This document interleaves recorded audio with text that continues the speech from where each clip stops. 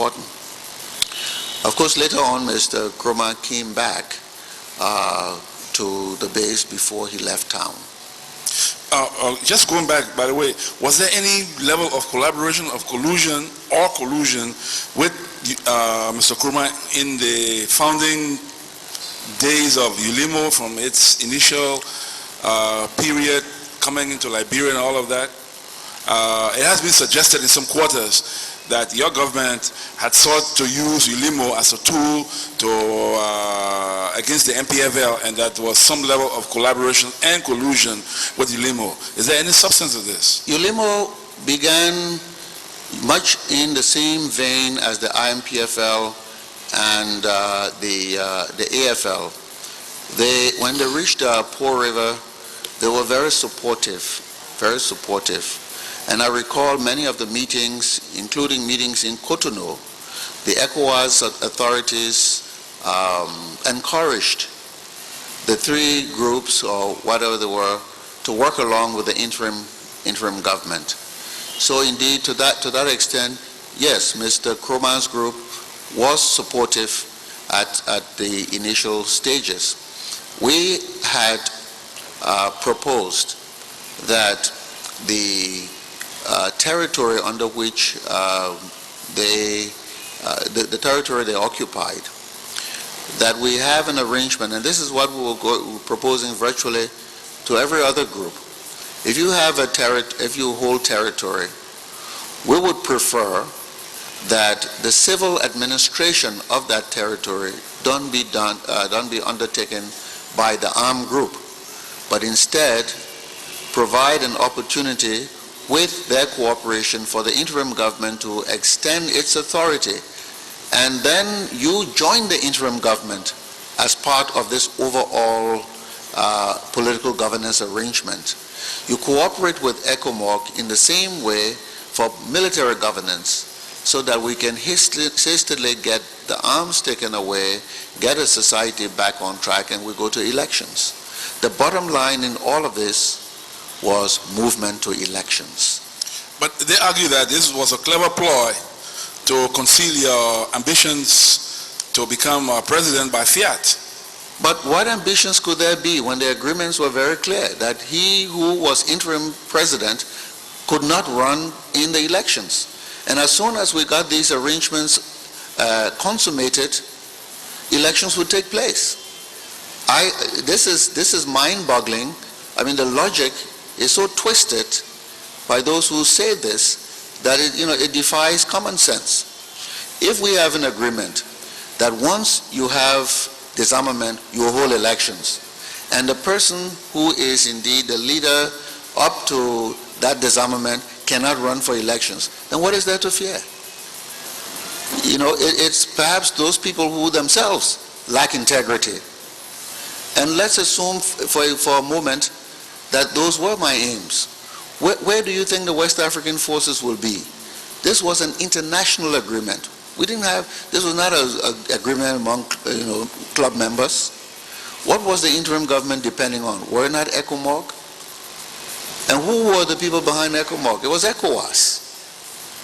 Well, that's the very point your critics harp on, to point out that your government had an over-reliance on Ecomog to the point where it failed to rise to the occasion, if you may say so, raise an army or reconstitute the army as had been envisioned under the Banjul Agreement, and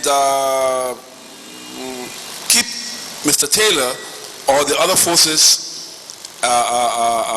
from attaining a military victory, and which they saw as unpardonable weakness on the part of the interim government. Well, you see, you damn if you do and you damn if you don't. Some people come here and rant and rave because we trained 500 men. Imagine if we trained 2,500 men. What would those critics say? You say, but if you were convinced it was the right thing to do, then why would you be so mindful of those pessimistic, so to speak, cries of sinister intent on your part? We wanted to remain faithful to the agreement. The agreement was there should be disarmament, there should be demobilization, there should be elections. And that person who headed the interim government was not eligible to run for office. And so we wanted to remain faithful. The only reason why we trained the beret was not to become a substitute army, but to have a limited role in ensuring that this safe haven remained safe. And in doing that, they worked very closely and under the command of Ecomog, under the supervision of Ecomog.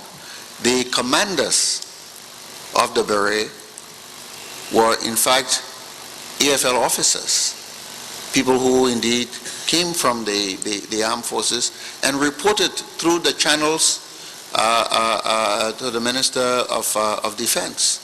So this was not, a side group. It was a group that had been put in place for a particular purpose as an auxiliary force working with the Ecomog forces and operating under the aegis of the Ministry of Defense.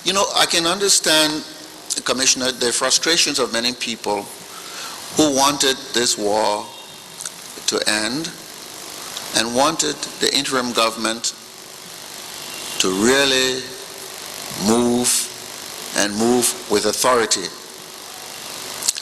I can understand the frustration because the delays, the kinds of tactics that many of the warring groups took while they were digging diamonds and golds and while they were selling logs and all of that sort of thing was frustrating to the process. But for me, an agreement is an agreement. You operate within the framework of what you have agreed to do. And also, let me say that even if in some of the instances we had developed a different policy posture, we had to operate in consonance with the West African forces. If you have a situation, as I explained yesterday, where just maintaining the ECOWAS forces, Ecomog, as a coherent force on the ground took a huge degree of effort. You wouldn't believe that there was a point early when the Sierra Leone contingent was on the verge of disintegration, lack of resources. There were times when the interim government had, from its meager resources, to sort of backstop some of the expenses of that group to keep them here. There were times when we had to make lightning visits to Ghana with the purpose of explaining to the Ghanaian authorities why it was important not to contemplate pulling out. There were times when there was a change in Nigeria, when President Babangida left the stage. The interim government there was bent on pulling out in 6 months, had served us notice that Nigeria would leave in 6 months. Can you imagine what the disaster would have been here? We had to go and have discussions with the interim leader. This was before Abacha came in, to convince him to, Shoninkan, I think was his name, Mr. Shoninkan, to hold on and not to, in fact, let things go. President Lansana Conte was a staunch supporter of the forces, and he was gaining impatience and saying, look, if my brothers and others are not very serious about this, I will either have to go alone or pull out. Because Guinea had an immediate interest given its proximity. The Ivorians, you will recall it was through Ivory Coast that the NPFL forces entered here. We went through several hoops with President Houphouët-Boigny trying to get him to focus on in a serious way on getting this conflict under control. So what I'm saying to you is, on the one hand, the international juggling we had to do to keep these forces on the ground and keep them engaged here in Liberia on the one hand, and on the other hand, the political infighting that we had to contend with just right here on the ground among forces. Imagine a government whose legitimacy depended solely on the buy-ins, the support it gets from a range of actors. You didn't win elections. We didn't win elections. So there was no mandate from the people in the sense of a vote at the polls. The legitimacy of the government was determined largely by how many groups, how many political parties, how many factions, all of this would buy into it, will support it. So the more you have people on the verge of wanting to dissociate themselves, or threatening to dissociate themselves, trying to blackmail you, the more difficult it is. So when you have people who themselves are the cause of the problem, and at the same time saying the government cannot solve the problem, then you know they're not very serious. When someone will go on the radio in the morning and tell the BBC, this government is no good, and then come in the afternoon and say, oh, don't mind me, that's just morale. Now, how do you make progress with people like those? How do you get the kind of rooted international legitimacy? How does our country put a good face forward? So this is the kind of picture. I just want to give you a feel. If Ecomog were a force that reported to the interim government, it would have been a different picture. Or if the interim government had the resources and had the support of the West African region and the local support to raise an army, it would have been a different case altogether. But there were religious people here who were saying, oh, no, we don't want extra fighting. There were people who enjoyed this safe haven but were supportive of the NPFL, who were also fomenting these difficulties. There were others who had personal ambitions of one kind or another. As things unfolded, we saw more and more of this. So the image of an orderly arrangement here that many people had, I can appreciate, and in a way, maybe I should take credit for it, because we performed in a way that people thought that things were all right. But things were not all right. It took a lot of hard work to maintain just the level of legitimacy and the level of operations that we had going here. Okay, so then the argument that, Monrovia had, at one point in time, had a population that had dwindled to about 80,000, and by the time a year or so, or by the time of Octopus, the population had swollen to over 500,000, and saying that people were voting with their feet and had confidence in the interim government, and therefore, without hiding behind the fact, so to speak, that they didn't have a mandate from the polls to pursue an agenda that would have secured, that would have enforced compliance of the warring factions, then, and if you were convinced that you were on the right path and doing the right thing, then why that option was not exercised to its fullest? Well, the option was not exercised because we would not have gotten the support of the West African community in raising an army. We wouldn't have gotten the support from the West African community in transforming the AFL into a force. And if you recall, the AFL support itself was shaky. Remember, later on, the AFL was opting to become known as a faction because some of its leaders wanted political power. So even the military had political ambitions at this at this time. So I think what we saw as the way forward was, can we hold sufficient stability, provide this safe haven such that this process can go on and such that there can be the disarmament we want, there can be the demobilization, and we can go to elections. That indeed was the challenge. So were these factors then, would you say, that influenced the going to Geneva at the time when the MPFL, I'm talking about the Octopus now, when the MPFL, the threat to Monrovia had been removed and MPFL forces were virtually on the run, and of course Geneva came, and left many people asking, but why Geneva at the time when this matter could have been settled?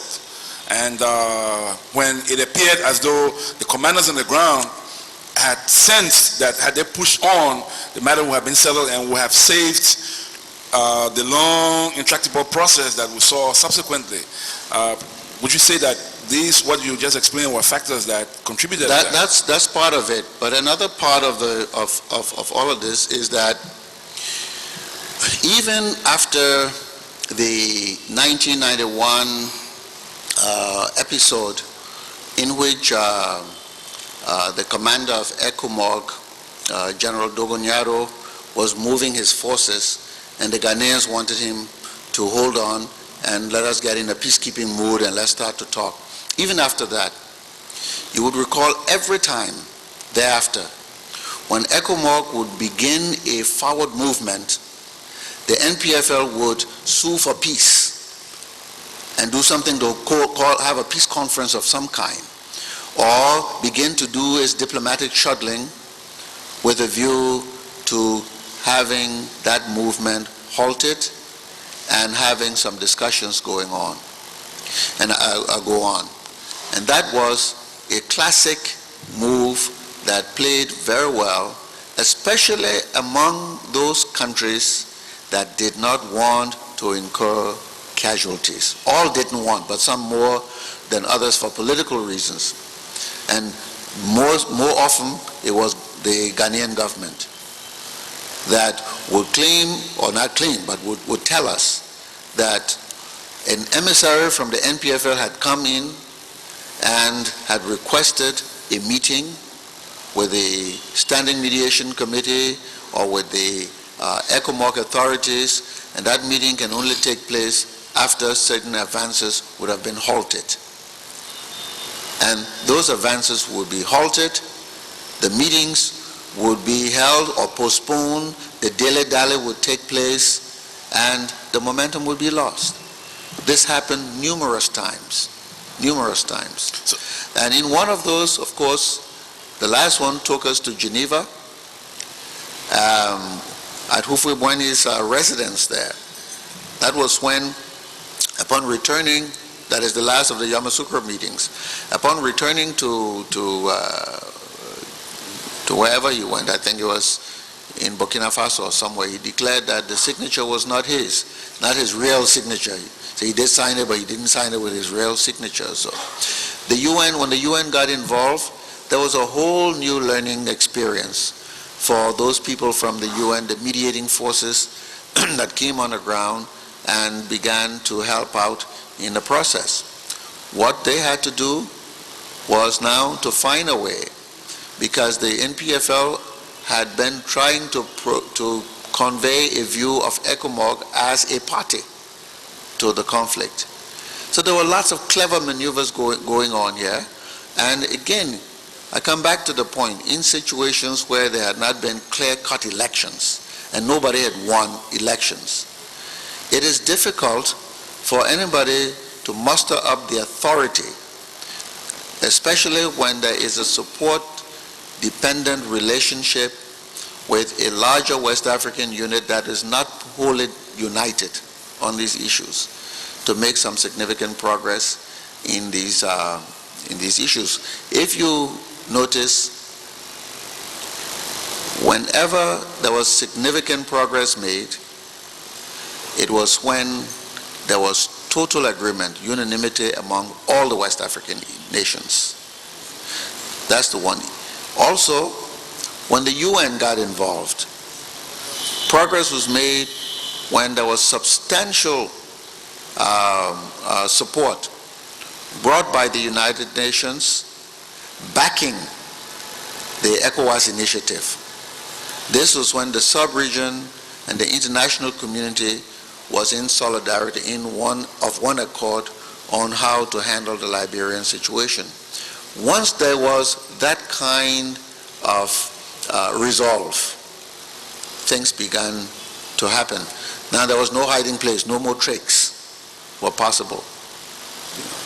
Now, talking about the Ghanaian government, can we conclude, given what you said, that the Ghanaian government, or to be more specific, the Rawlings government, had strategic interests which in many situations often collided with the trajectory of the Liberian peace process as being led by you at the time? All the governments had their own local constituencies to answer to. You will recall at that time the propaganda was very strong on the part of the NPFL. They were assisted largely by the fact that the Dole regime had at that time been discredited. So they were supposed to be this challenger. And when the peace process started, they sort of tried to project a view that all those who didn't support Taylor were either greedy power seekers themselves, or they were some kind of sympathizers, closet sympathizers of Dole. So there was this thing that, oh, these were just fighting for power, you know. That was a clever trick that got across substantially, you know. And quite frequently when we went to meetings, they said, oh, why don't you brothers agree? Taylor and I had no personal problems. I hardly knew the man prior to meeting him across the tables and all of that. So there was no personal rivalry on the one hand. On the other hand, I was bound by an agreement that once there was a ceasefire, elections would be held and I would go out. And actually, to be honest with you, that is the only reason why I agreed to take that position. I had a job. I took a leave of absence for 6 months, hoping that this would be all over and I'll go back and do my work, or at least relocate in Liberia. But you have this situation where there was this back and forth, and in the sub-region there were lots of political transformations going on. You will recall that in Nigeria, President Babangida was under complete pressure to step aside and have elections. I think he did eventually. In Ghana, there was quite a pressure on President Rawlings, also having been in power for about 10 years or thereabouts by that time, to also have democratic elections. So military leaders who were leaving office were very keen on how they responded to their various populations. Their populations had been wholly exposed to the propaganda that this was the revolutionary, the refreshed revolutionary regime that was coming to transform Liberia, that is the NPFL under Mr. Taylor, you know.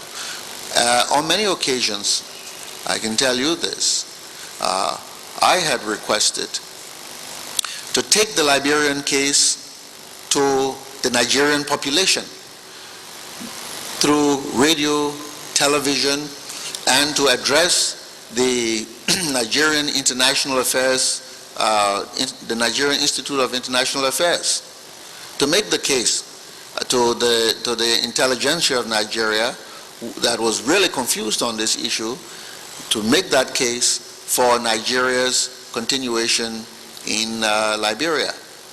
But there was a reluctance on the part of the government, a strong reluctance. This reluctance came as a result of their own domestic politics in Nigeria. Serious domestic politics where the Nigerian intelligentsia was disaffected, if you will.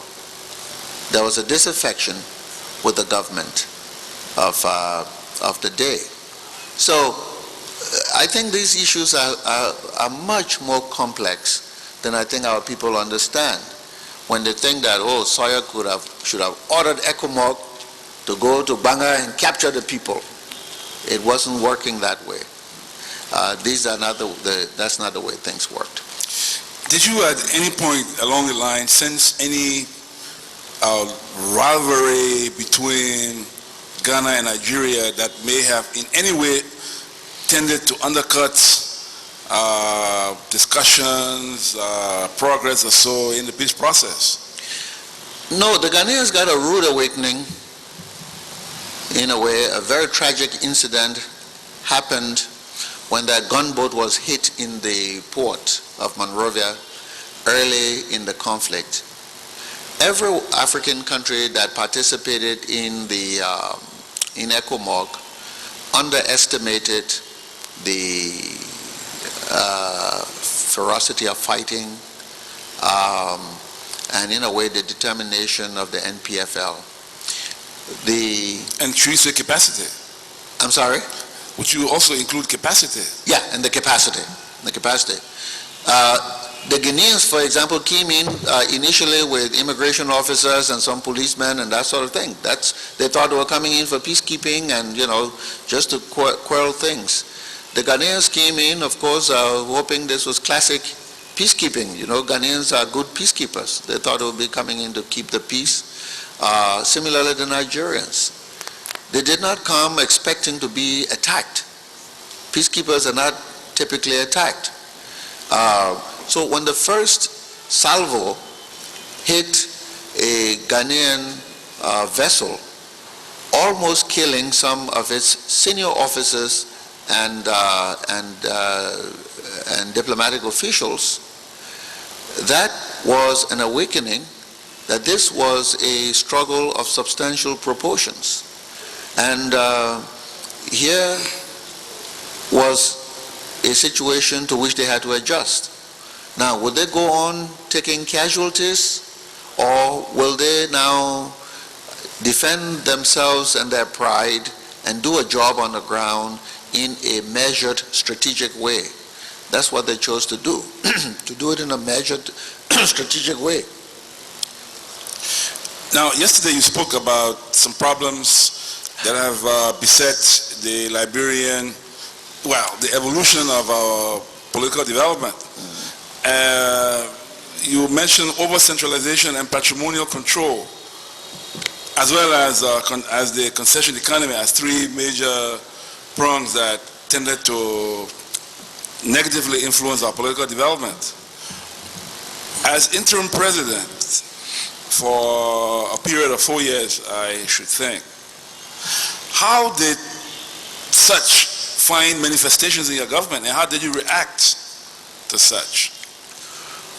I'm proud to say that except for my younger brother, who was already employed at LEC, who on his own had risen to, I think, a third level position there and remained there, none of my relatives had any position in the interim government. I did not go out to recruit anybody and bring them in except those who were already in positions that they had merited, that they had earned before the interim government was established. That's one. Two, we tried to operate on the basis of consensus, even with respect to the appointment of people, but more importantly, we tried to operate in accordance with the mandates of the various agencies that were established. For example, the boards. At the port of Monrovia, the NPA board, the NPA legislation tells how the board should be constituted. That was done in accordance with the law. The NPA operated very well and turned a profit during that time. The appointments to the judiciary.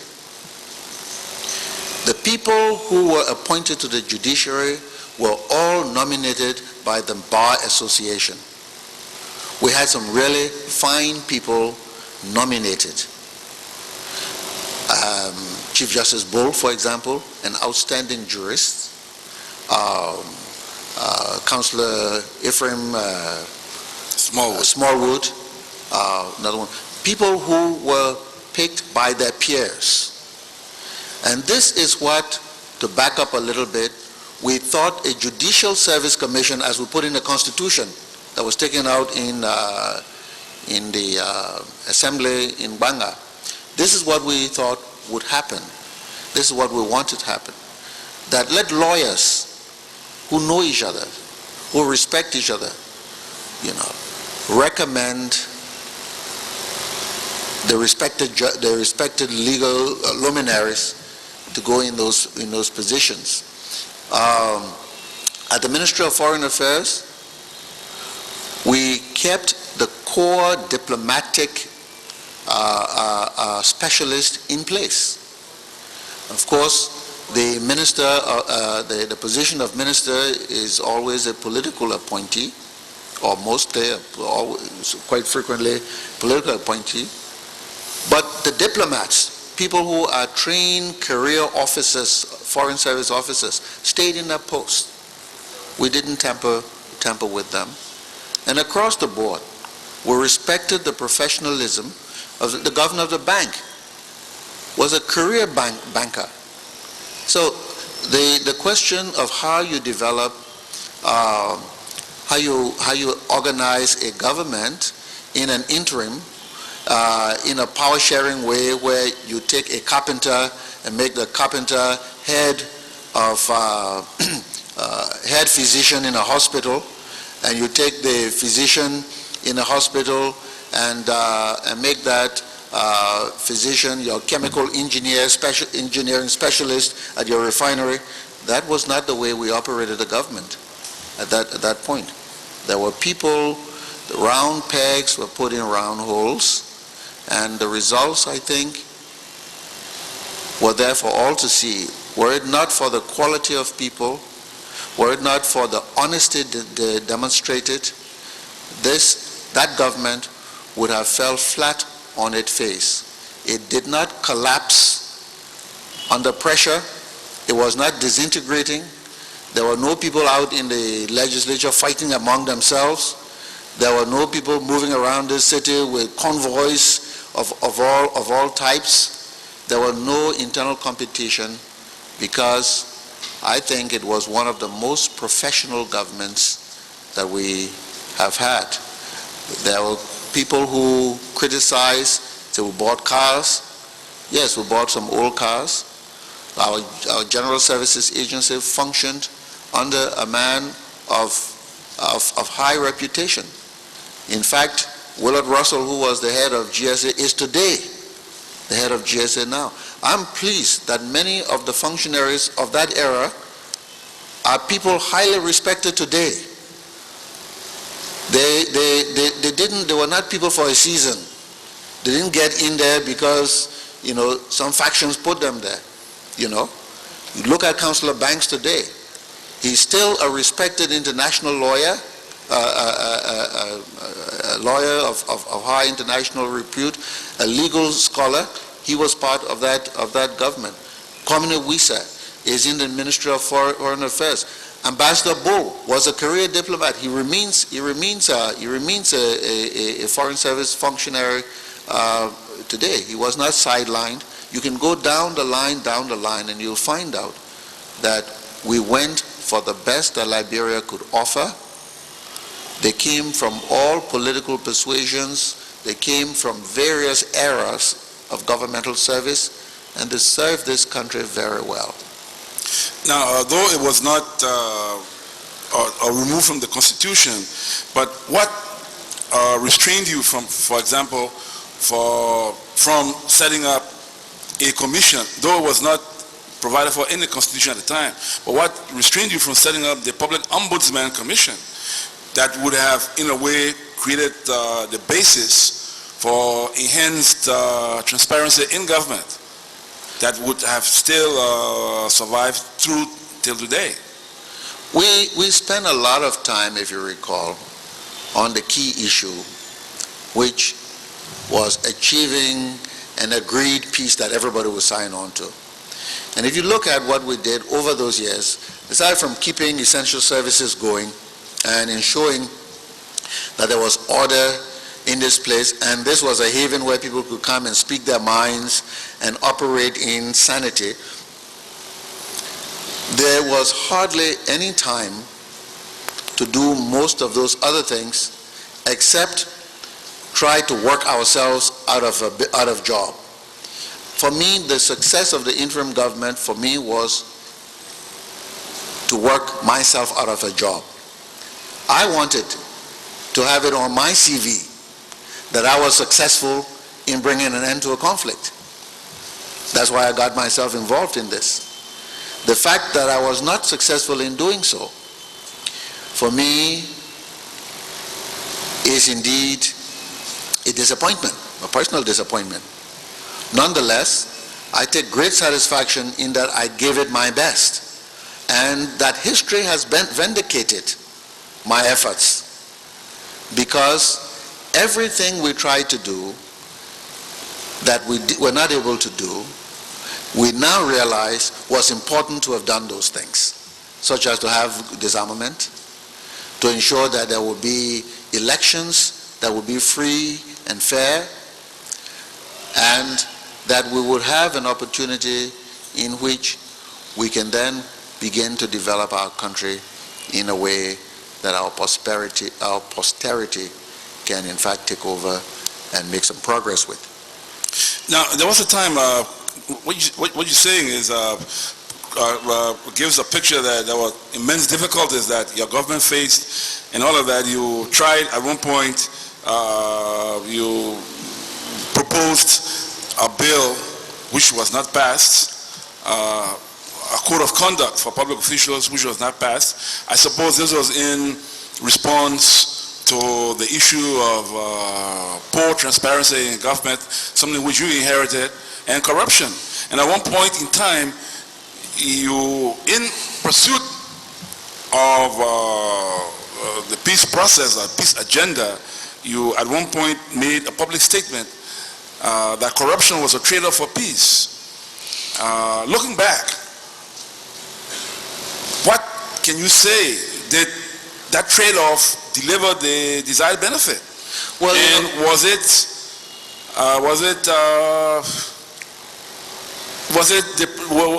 a fair statement, that corruption, and what were the motivations that led to making of that statement? I'm happy you raised this issue. I was criticized severely, sometimes even by my friends.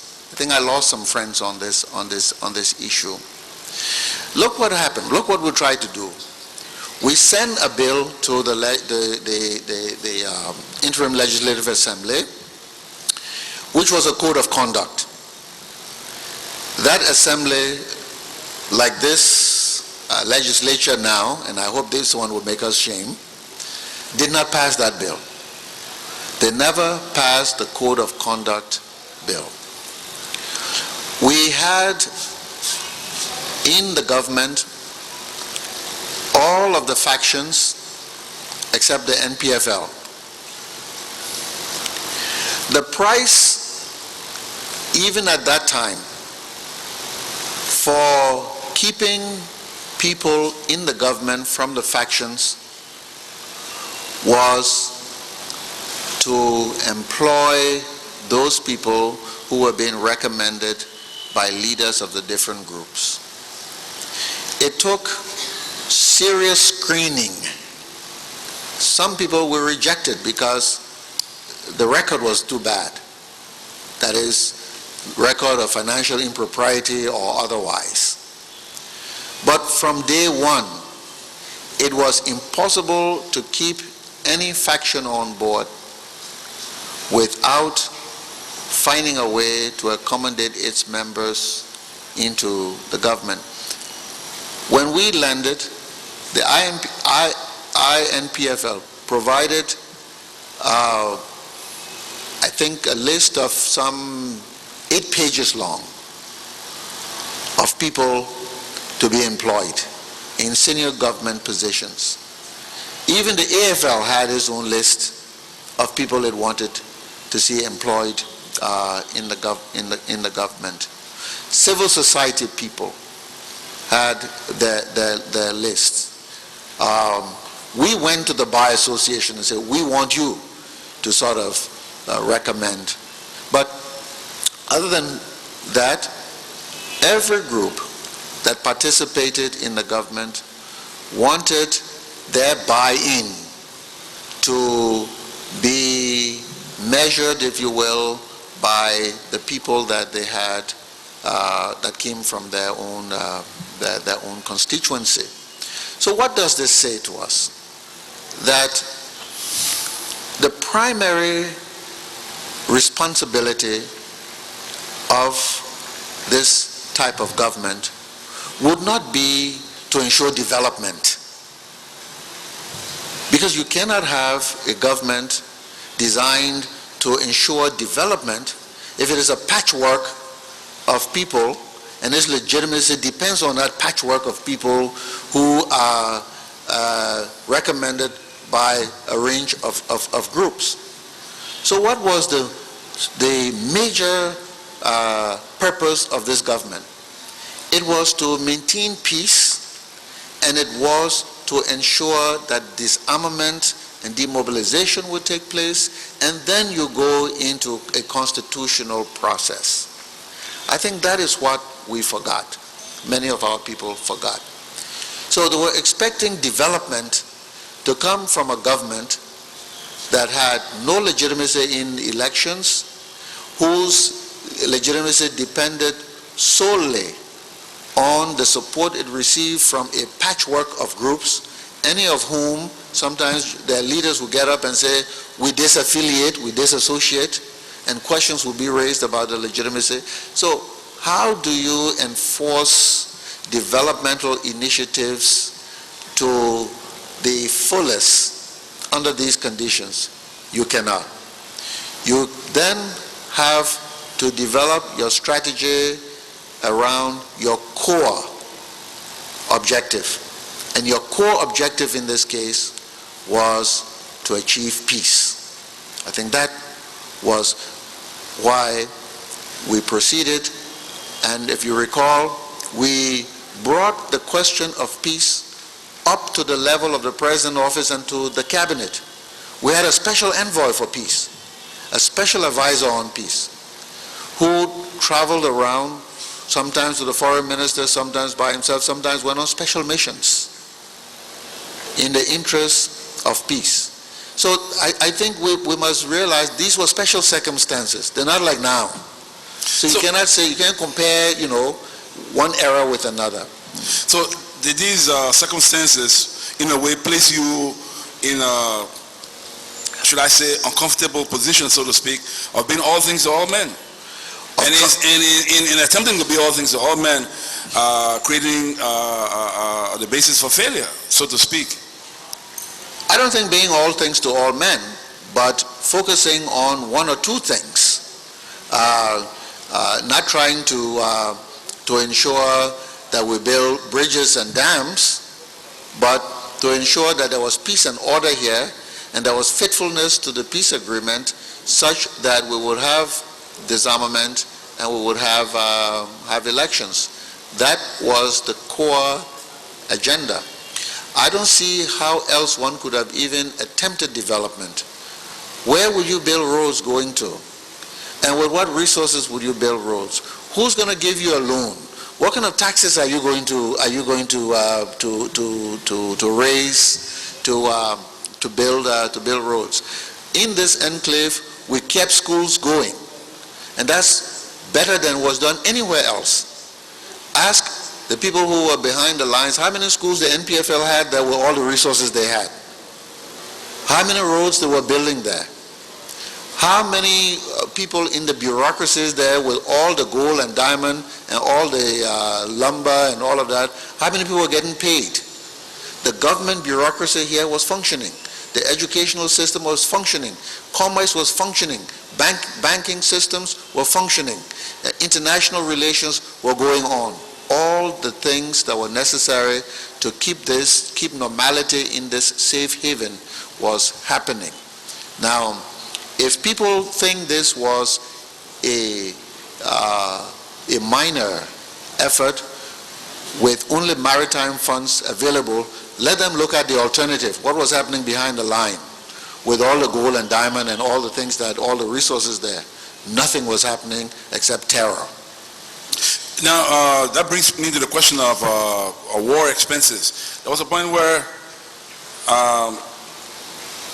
the MPFL, or should I say, at the inception of the elected government, there was a provision made in the budget to accommodate war expenses of the MPFL. Now, some have argued that this was done in equal measure with the interim government that also submitted a bill of costs that were to be borne by the incoming elected government. Is there any substance of this? I'm sorry, I didn't get you. That there was a bill of course, war-induced expenses that were submitted as part of the national budget. To whom? Or during the interim government? No, not during the interim government. That in 1997, the elections in 1997, yes, it was a bill submitted saying that it was part of the expenses that the MPF had incurred operating the NPRAG as a government, and that the IGNU had also done a similar thing, submitted a bill of costs to be borne by the incoming elected government. That's a lie. That's a bold-faced lie. Okay, then let's move on to the Carter camp. Up till today, there are still records that under the administration, the AFL carried out this massacre, although we have had a number of witnesses who testify otherwise. But what was your government's position at the time? What were the forces at play that may have led to the writing of such a report? And what... The MPFL at that time played a clever trick. The AFL was in the vicinity. As a matter of fact, there was some evidence that the AFL's presence was connected to, I think at that time, the Firestone folks were about to issue a supply of rice, and there was some interest in getting some of that rice. So there was substantial AFL presence in that area. But it was not the AFL that committed the atrocities. We knew that. We told the investigators that. They came in, this Amos Wako, a Kenyan Attorney General of the time, I don't know whether he's still there, and two other people. They came to see me briefly. We had done our own investigation, and we were convinced that it was not the AFL. If there was any AFL involvement, it had more to do with access to rice, but not to the massacre. We were convinced all of the security forces had corroborated this fact. We knew that. We made this information available to these people, Mr. Wako and his team. They went up to Firestone and hang around there for a while. They never came back to us. The next thing we heard that from Abidjan, they had issued a report to say that it was the AFL. I am very pleased.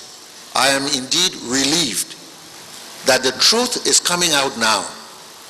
And there will be further truths coming out about the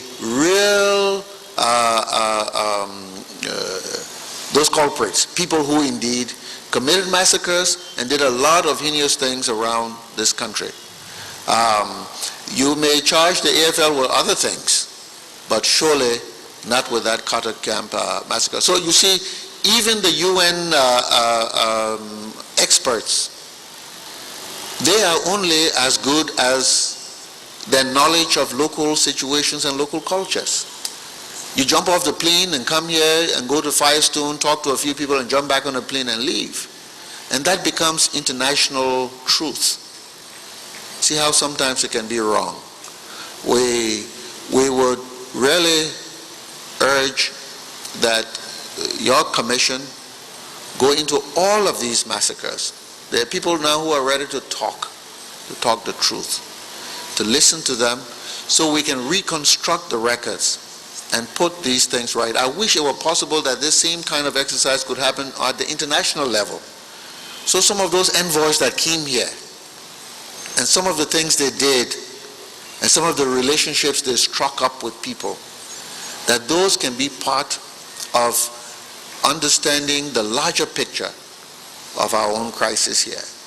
So finally, my last question to you, what would you say were the greatest shortcomings of the interim government of national unity, and what were its greatest achievements?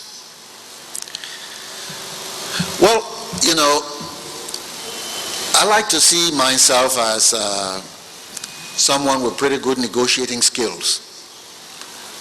I believe in the win-win theory, what the economists and mathematicians particularly call the Nash equilibrium, that you can have an arrangement in which everybody can arrive at some level of optimization without anybody maximizing fully, which is that we can all talk about a problem and we can all reach a consensus that will help us to move forward. My greatest weakness in this respect is also my greatest strength. I believe in reaching consensuses, but reaching a consensus depends upon the willingness of other people to deal honestly and to want to resolve a problem. And so I operated in the interim government in which we made substantial progress among those people who wanted to make peace. But we failed to make progress with those who wanted to optimize, to maximize their benefits, who wanted it all. And so, perhaps if I had stopped short of wanting everybody on board and maybe worked more firmly and more determinedly with those people who were serious, making a vigorous case, going beyond wanting to arrive at a peaceful arrangement with everybody on board, maybe would have made some progress. I don't know. My hunch, that's all. So to the extent that there is a weakness, that is it. But that's also the strength. Because if I didn't have that strength, I would not have been able to provide leadership to what we can look back today and say was the broadest based coalition of people that have served in the government in this country in recent times. A very broad base, and with some of the finest minds that we've had. We would not have been able to keep an economy running here. We would not have been able to keep security running here. We would not have been able to keep the international community on board to help us move forward. It is because of those skills that I think we were able to make some progress. And so I count the progress as the freedom of speech, and the press, the economic viability that was present here in this place, the fact that this was indeed a haven. Liberians could come here. In fact, at one point there were about 1 million people in this city. They came from across the lines and they stayed here in peace. So that was the contribution that I'm very proud about. Much. My pleasure.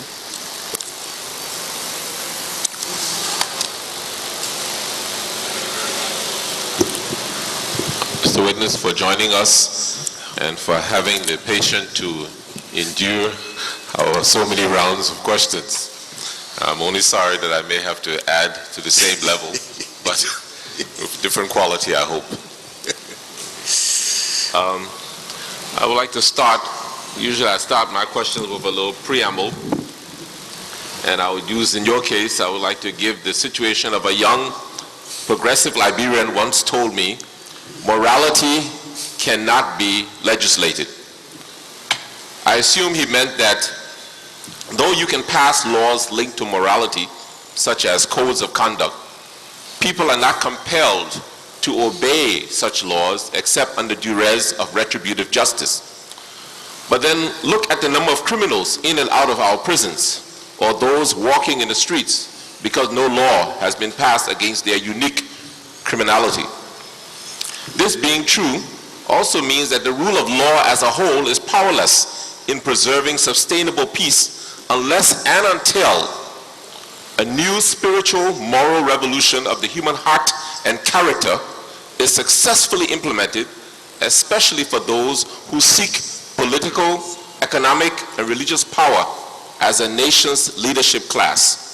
For it's these leaders that are the very implementing partners of the rule of law, causing it to be valid or invalid from state to state.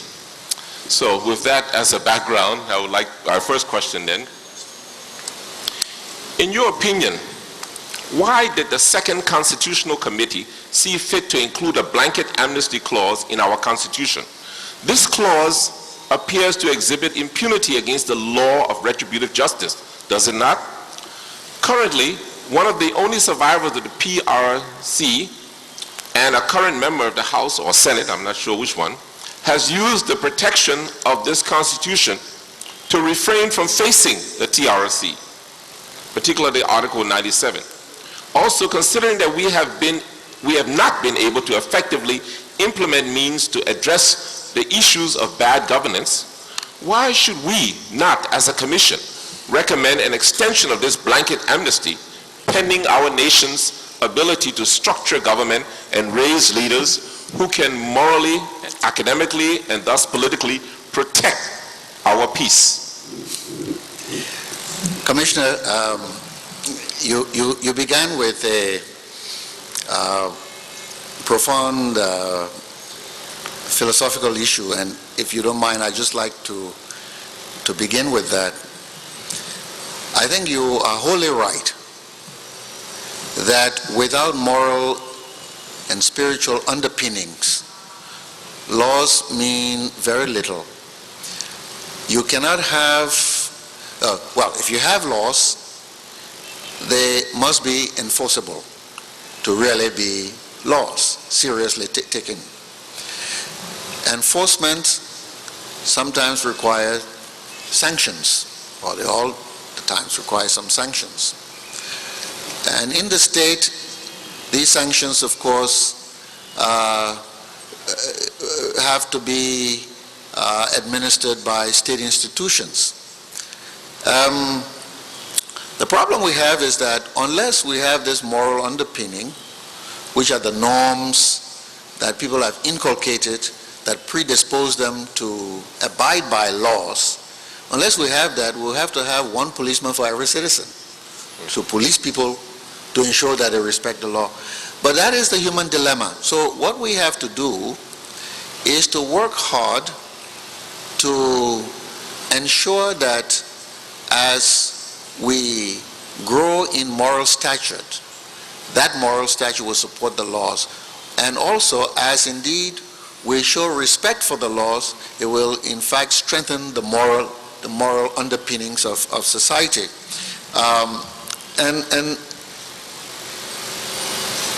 And I think that is a challenge of significant proportions for our society today, where the moral foundations are under threat.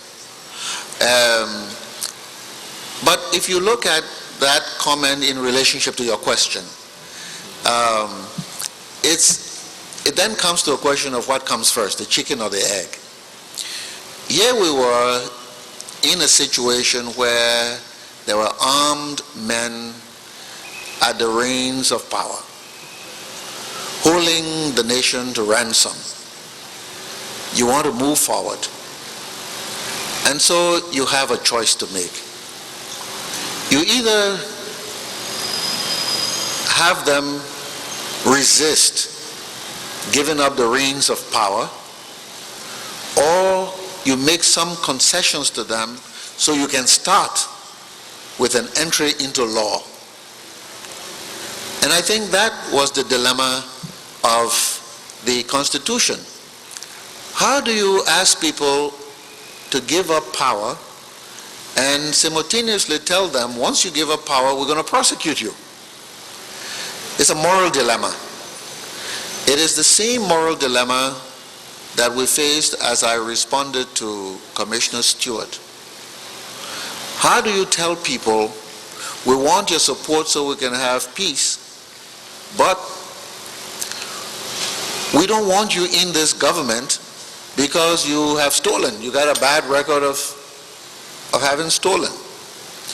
These people who have the weapons are the same people whose support you need. That is why in these transitional processes, there's either these amnesty provisions that said, all right, we will opt to let you go once you let us now start a new system. And I think that is the kind of thing that we were confronted with in 1982 and the early parts of 1983 when the Constitution was being written. Those provisions were largely put in place by the Constitution Commission through a discussion with the People's Redemption Council. This is one kinja I will not put on the head of the assembly in Banga. We had a negotiating session with the military, and the military required provisional stipulations that were essentially amnesty, granting them amnesty. And that was the only way we could move forward. Now, is this enough justification for someone 30 years later to say, I have nothing to say to you? I guess not. But I can see where, unless that person is still covered by the provision of the Constitution, they may be hesitant to come forward. If you will ask me for my recommendation, it would be that the Commission would consider what it really wants. If it wants the truth, and if in return for the truth it has to give something up, that is the kind of debate that needs to take place within the Commission to reach some kind of a decision. Is protection of this person important enough? Is the testimony of this person important enough to ensure that that person is protected? Or is this person in themselves sufficiently important given his own past actions that you rather not then give something up because that person's actions are important to the Commission. So it's a moral dilemma we all face and face constantly. Well, thank you. I was hoping you were going to give a comment on the general blanket concept. As I said, the concept of amnesty was indeed what was necessary, what was required. As a matter of fact, what was demanded by the military to even accept this document and to promulgate the Constitution to start with. So why should we continue it now? It's not for me to say. Oh, okay. No, it's not for me to say. Just asking for comment. Yes. Okay, thank you. All right, then I'll go to the next one. What two core lessons, if you want more, no problem, have you learned as a political scholar and would like to share with us about seeking a functioning democracy in a dip state nation? Dip state means disease, ignorance, poverty. And with cheap guns available everywhere and a corruptible leadership class existing during a time of global struggle between the sovereignty of goodness, represented by the religious democratic nations, and the sovereignty of evil, represented by the communist bloc nations. For this has been Liberia's situation from 1970s to the year 2000, and we have now been commissioned to protect our future. So, please comment on that if you have any. I hope you don't mind if I sidestep the ideological part of the question and deal with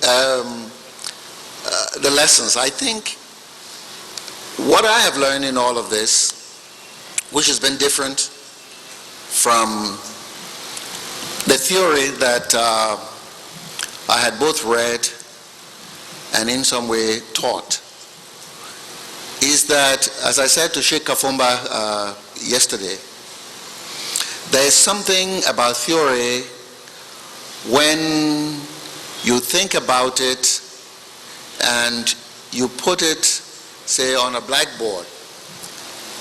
You come up with a model and you put the arrows, the boxes and the arrows going from place to place. It can look elegant. It can have powerful logics backing it. But when those are put on the ground, sometimes is the smallest and seemingly insignificant element that could throw everything off. One can think about democratic theory in an environment much as you describe, but sometimes that context may contain one small element which could well be, say, hunger among children. And it throws the whole thing off because that becomes a precondition, resolving that type of issue. And so quite often we come up with theories and they can only be effective if we consider them within specific contexts. That is why sometimes reaching generalizations becomes so difficult, because situations sometimes can be unique. You give an excellent case of a context in which there is poverty, there is insecurity. Then you have to wrestle now with what kinds of priorities you're going to set. Since there's limited resources, and you have to address all of these to be able to begin pursuing a democratic agenda. First thing you're going to have to do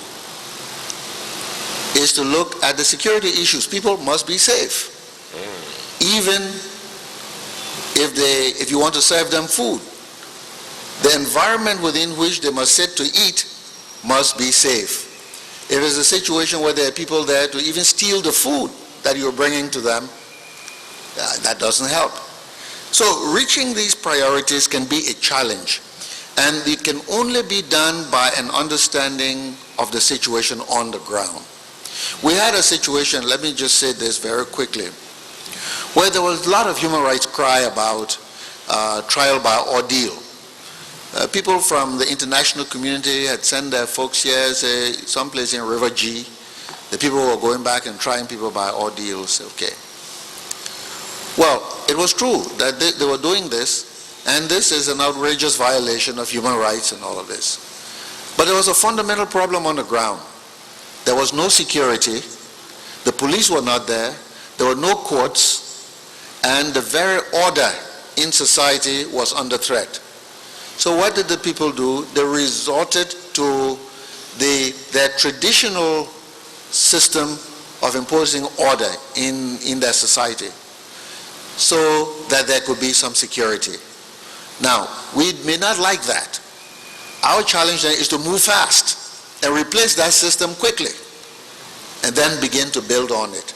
But not to go there and start preaching to the people about, oh, let's do it the human rights way, when you have no courts, no means of due process and all of that. You must establish those and establish them as fast as you can. And I think this is indeed the question of how you order your priority and how quickly you can get those going. So this is how I see these issues. Thank you very much. At least the core lesson I'm learning is that you seem to have understood that security seems to be a priority in any situation because it takes away from everything else. Indeed. I asked the question because I've been hearing a lot of people talk, and I've been always concerned about the interconnection between what happened in 1980 and everything else after that. And then why couldn't we have different views with regards to the desire for a rapid change, knowing that it could have brought a security risk, which it did, and would have led to a complete destruction of our country? Would it not have been a better decision to have taken a less forceful approach? So thank you for continuing with that. Okay, next. Do you see any relationship between our revolutionary struggle in West Africa from 1970 to 2000 and the global struggle between the so-called Cold War situation? It could be a quick answer, but do you see any? Yes, I think our sub-region, like many other places, had suffered considerably as a result of this Cold War. The Cold War was played in one of the theaters of the Cold War was here in West Africa, and I would take you 1 decade further behind than where you start. I would start in the 1960s. Okay. And talk about the formation of blocks, a Western bloc or a pro-Western bloc and a pro-Eastern bloc, and how with the formation of those blocks with different godfathers abroad, there were the kinds of efforts to support one bloc and keep it going in spite of one bloc or another, to support it and keep it going in spite of its blemishes, internal blemishes. Now, it seems to me that many of the conflicts that we have today had their genesis in that era, but were papered over largely as a result of external support from one bloc or another. In Guinea, for example, the support of the Eastern Bloc for that country, the kinds of resources poured into it, you found a situation in which there was a considerable effort to ensure that the regime was protected from some of the kinds of developments that were happening in the society, the kind of self-actualization that was going on. Here in our own country, if you recall, under President Tubman, there was considerable, there was no doubt as to where we were, firmly in the Western camp. President Talbot, by early 70s, began to diversify our international relations. And of course, after the ending of the Cold War, we saw the Americans telling us that this thing we call special relations, the time for that had passed, and that there was no special relationship. Why? Because they didn't need this place for their strategic kinds of facilities, and they did not need to engage in a struggle for allies because international bipolarity had broken down, and there was now a unipolar world. So who needs a security ally when there is not a serious challenger at the international level? So the dynamics of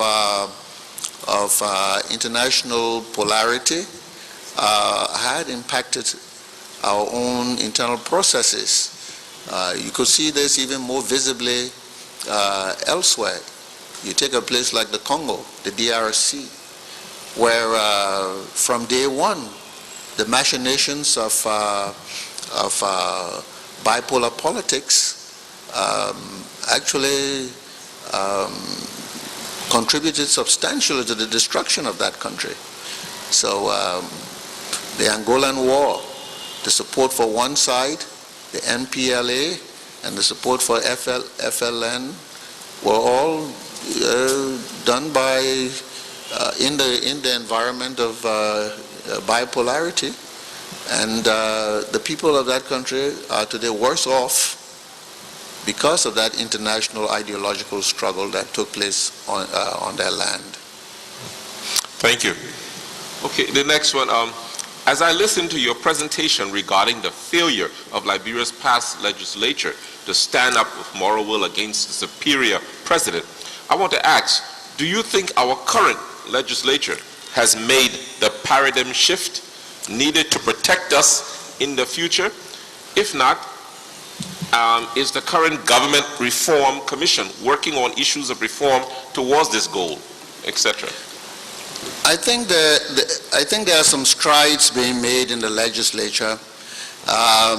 Let me put it this way: it's a case of growing pains that they are experiencing there, and I think we all need to help. The Governance Commission surely is prepared to help. We had proposed to the legislature participation with them in their modernization program. The problem here is that too often these programs are run by those who fund them, and those who fund them don't know our culture. I remember a time when there was enormous conflict, name calling going on and that sort of thing in the legislature, and it was attributed largely to a lack of training. Some of us saw this and said, look, yes, there's a lack of training, but there's a significant problem here that requires some peace building. People who have been on opposite sides in a situation of war, who have done harm to each other, are suddenly called upon to cooperate in a legislative environment. They are not given new baptism immediately and they come out as new people. They're the same people. They come with their prejudices and their baggages. So you're going to have to work through those. It takes some time, and it takes people who know how to do this, largely people who know the culture to do this.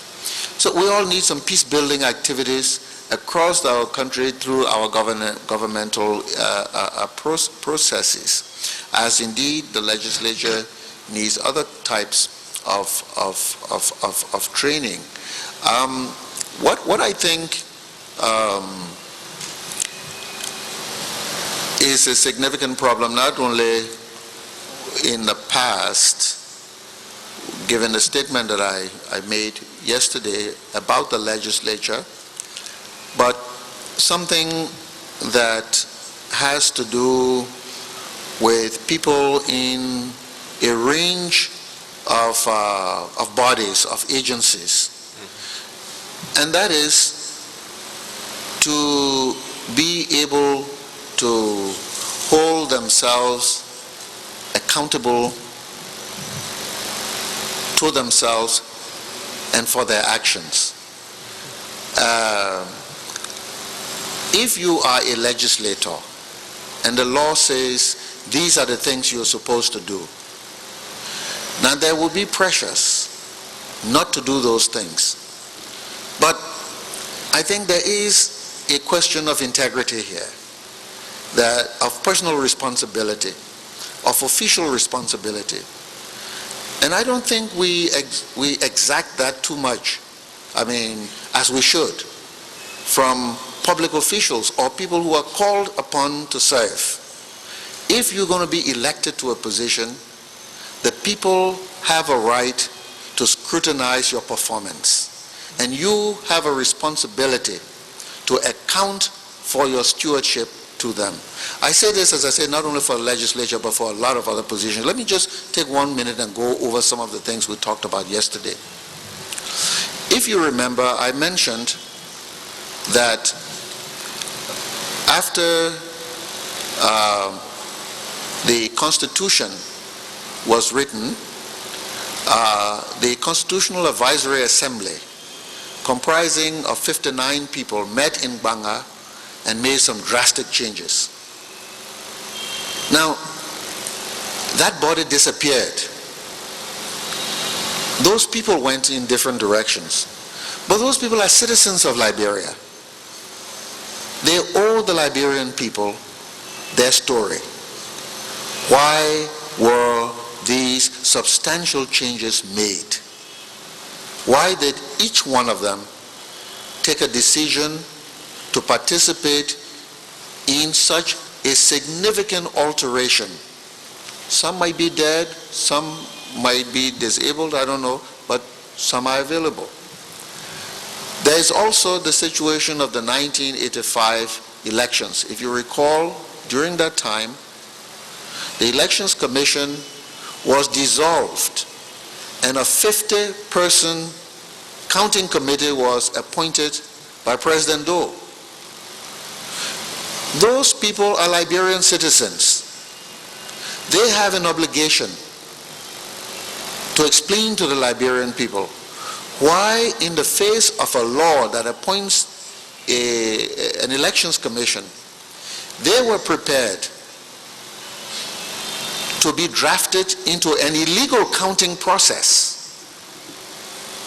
They have an obligation to tell their story to the Liberian people.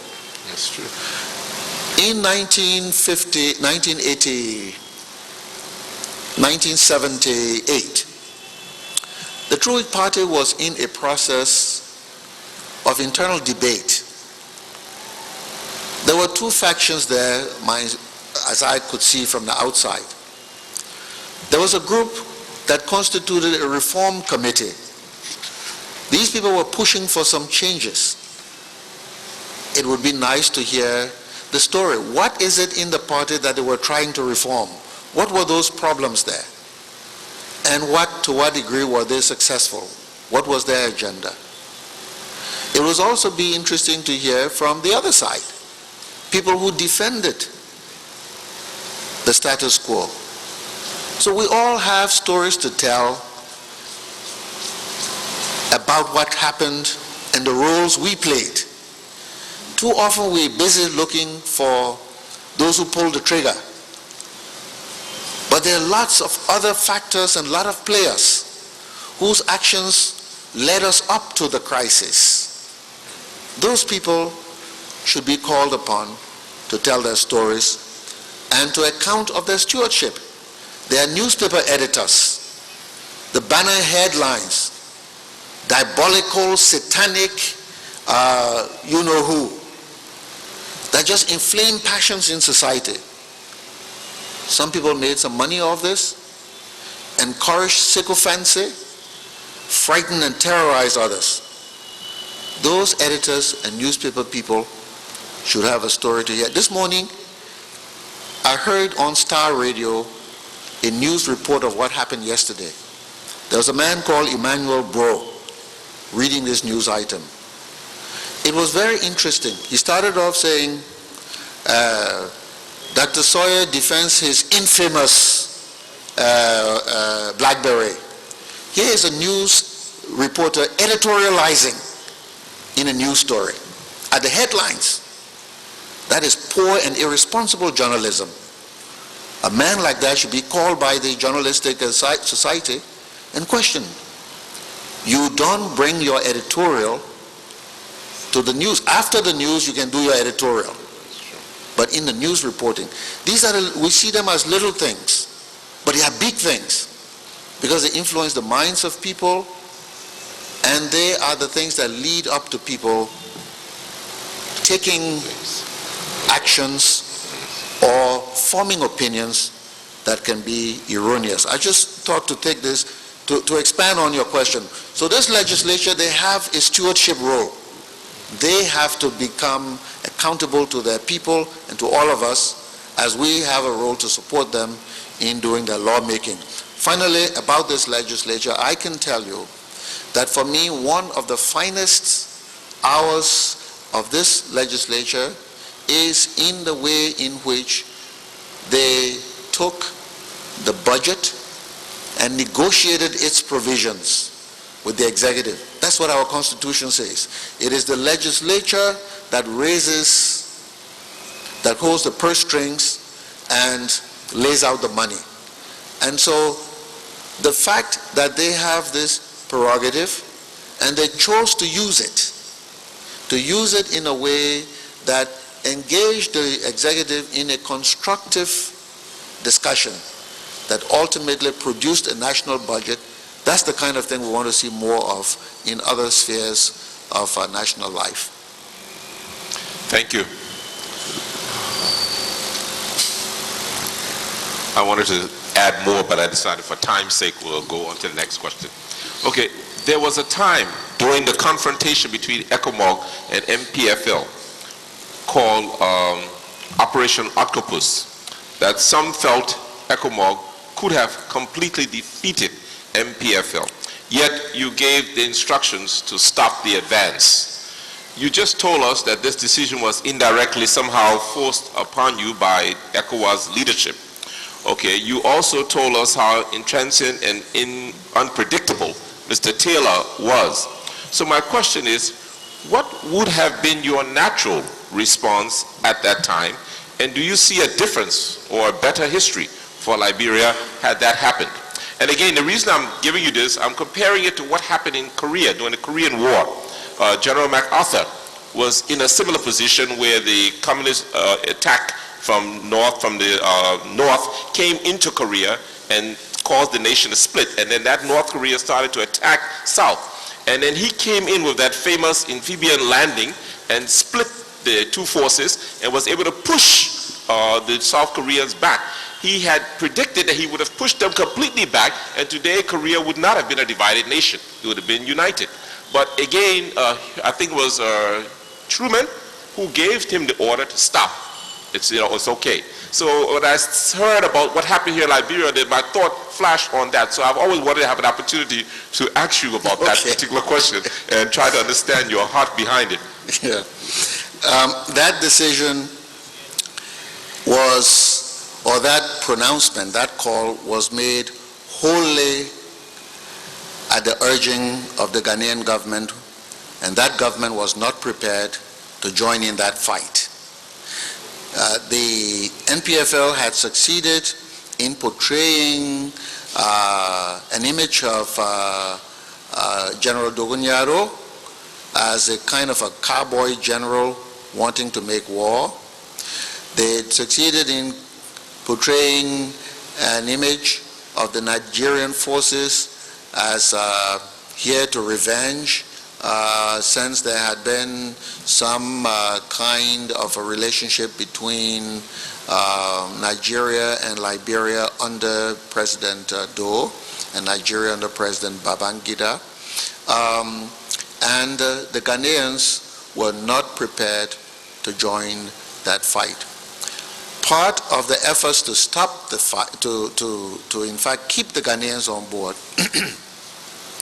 was in fact that general pullout, the general halting of the movement forward.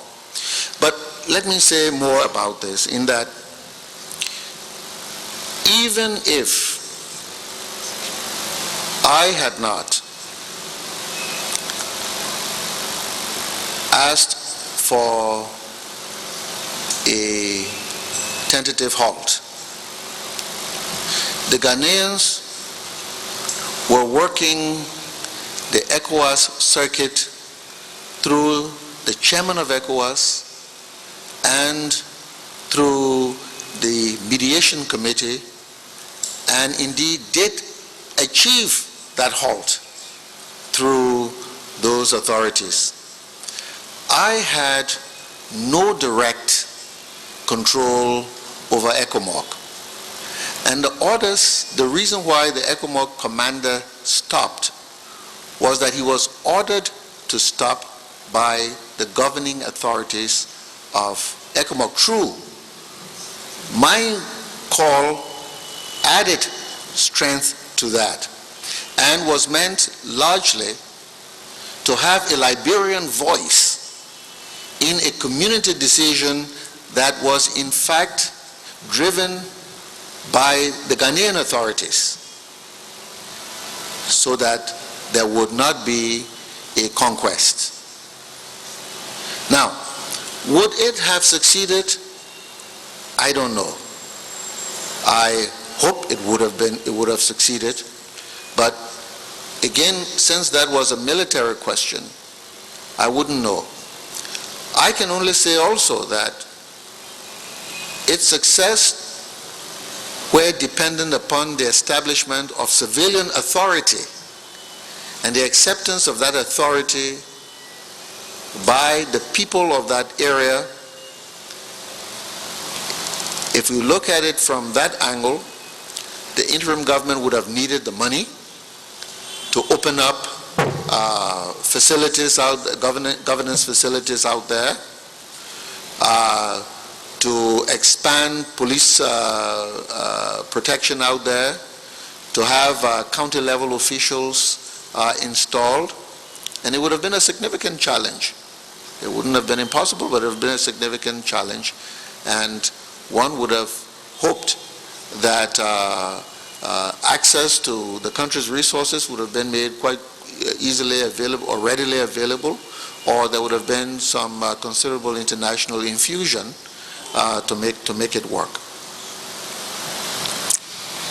Okay, thank you. I was thinking though that had he just been defeated, because I heard Taylor was at his weakest point in those days, and then it would have just meant he would have been forced to come to the table quicker. Well, you know, it would be interesting because Ecomog and ECOWAS had much more intelligence of what was happening behind the line than anybody here.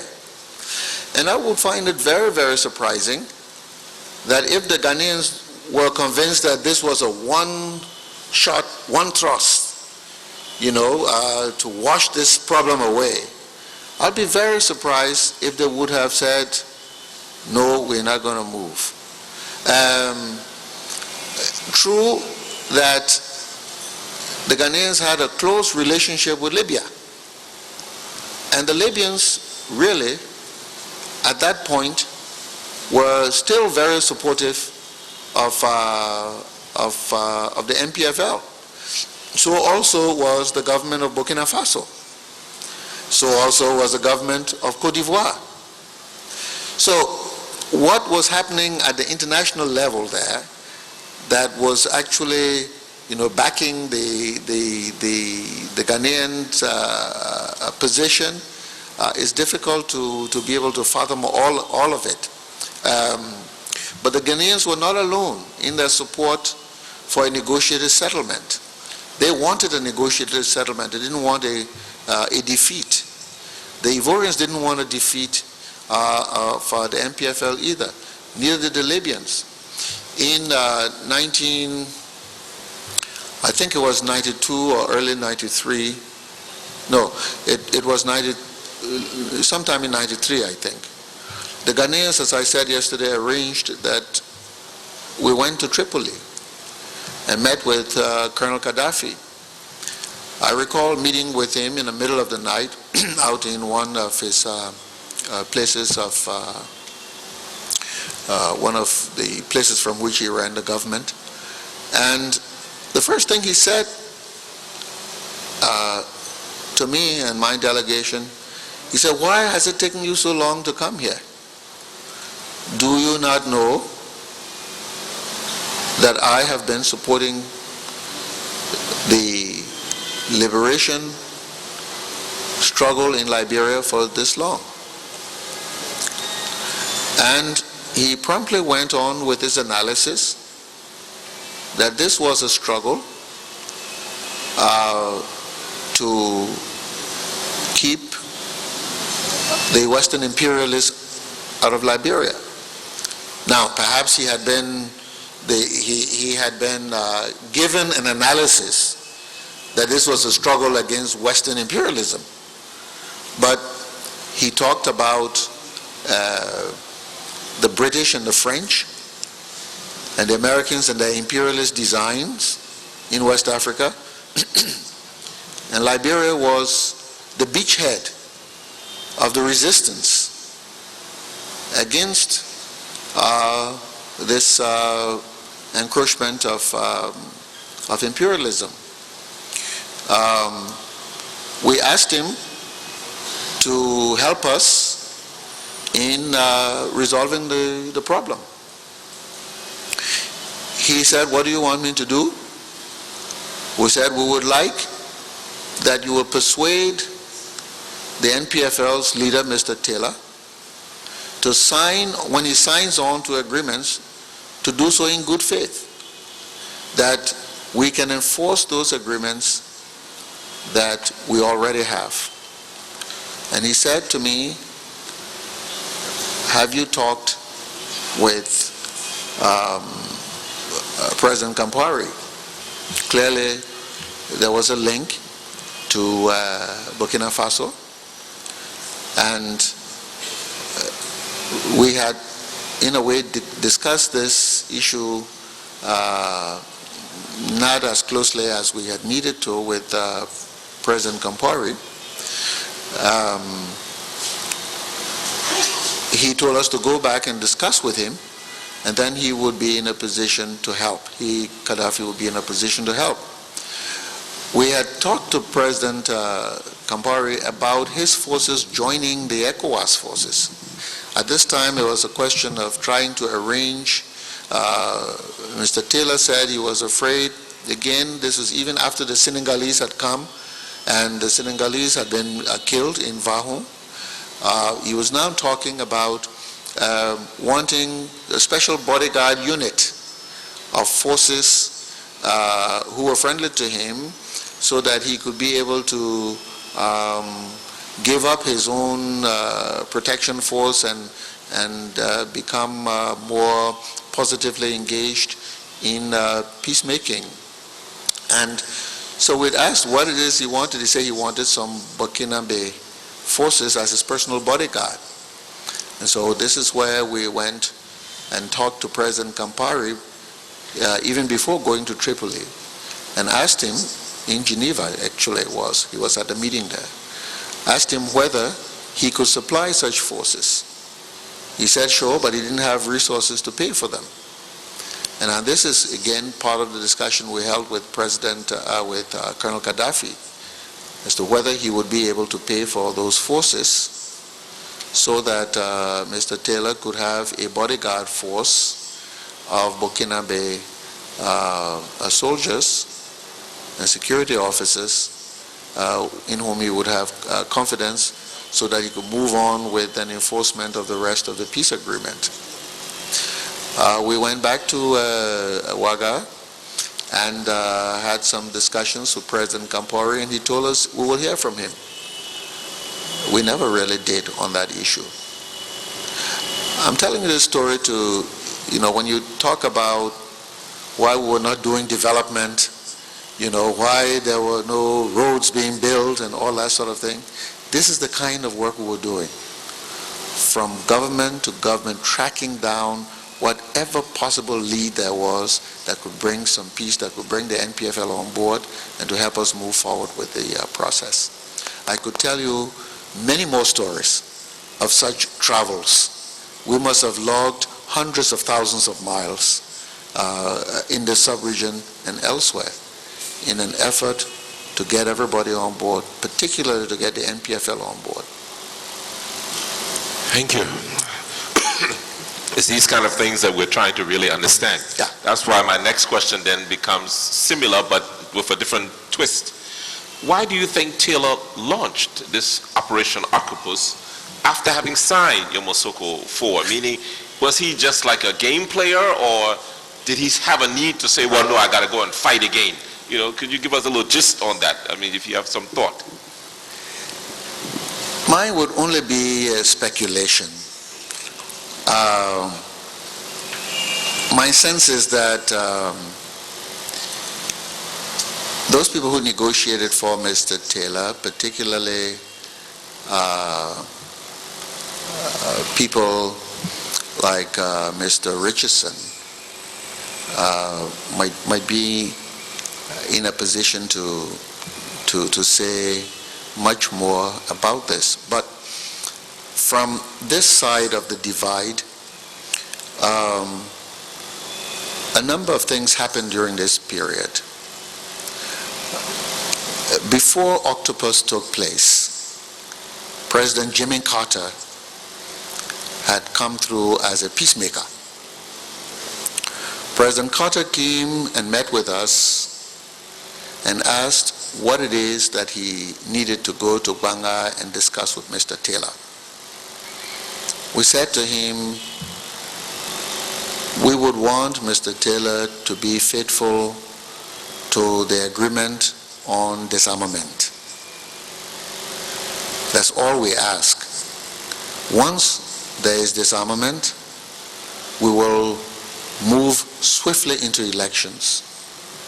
And given his control, Mr. Taylor, of much of the landmass of Liberia, we assume he has a very good chance of winning the presidency. But we only call on him to do so through the electoral process. Because if he didn't do so through the electoral process, there could very well be others who would seek to unseat him with the use of force. And all of this doesn't augur well for peace and stability in this country. President Carter left us and went to Banga and had a meeting with Mr. Taylor. When he returned, before he left Liberia, he came back to see us. And he came with a wholly new story. President Carter was so excited about his visit and about the fact that Mr. Taylor was a God-fearing man. He had seen a Bible that was on a coffee table, and Mr. Taylor read from that Bible some passages of scriptures, and Mr. Taylor knew that Jimmy Carter, was a Sunday school teacher, and there was the daughter with ribbon bow in her hair who ran up to him and jumped into his lap. You know, I was shocked at the sentimentalism. It was nothing about the issue. I had to keep coming back to President Carter. Mr. President, what did he say about disarmament? Well, you know, he said that these Nigerian troops are poised there with their guns pointed at him. And he would only agree to disarm if those guns were moved. This was in, I think, June or July 92. And so President Carter went on a sub-regional crusade to get Ecomog to withdraw its weapons and change its fighting force, bringing in older forces, more of century-type people who to stand guards and protect installations and that, and not the young, vibrant men to fight. So there was a whole new deployment by Ecomog. There was a situation in which the weapons for forward movement, for offensive, were replaced that Ecomog took a defensive posture due to the intervention of President Carter. Now, after President Carter succeeded in getting this done, it was just about the time for a rotation of Ecomog, and General Olorin was coming in. But before he would come to take up his position, he came on a familiarization tour. And as his colleague took him around to their positions, he saw that in every place they went, they had become vulnerable. The NPFL now had the strategic advantage. Before he left, he came to see me. He said, I don't like what I see. I'm going back. I'm going to report to the Ecomog authorities. And we have to do something to prevent this vulnerability. It is not that the commander who was on the ground was inefficient or lacking in military skills. But he too had been deceived, had been under the impression that the NPFL was now in a mood for peace. And so he had also followed this logic of moving from offense to defense. And it happened that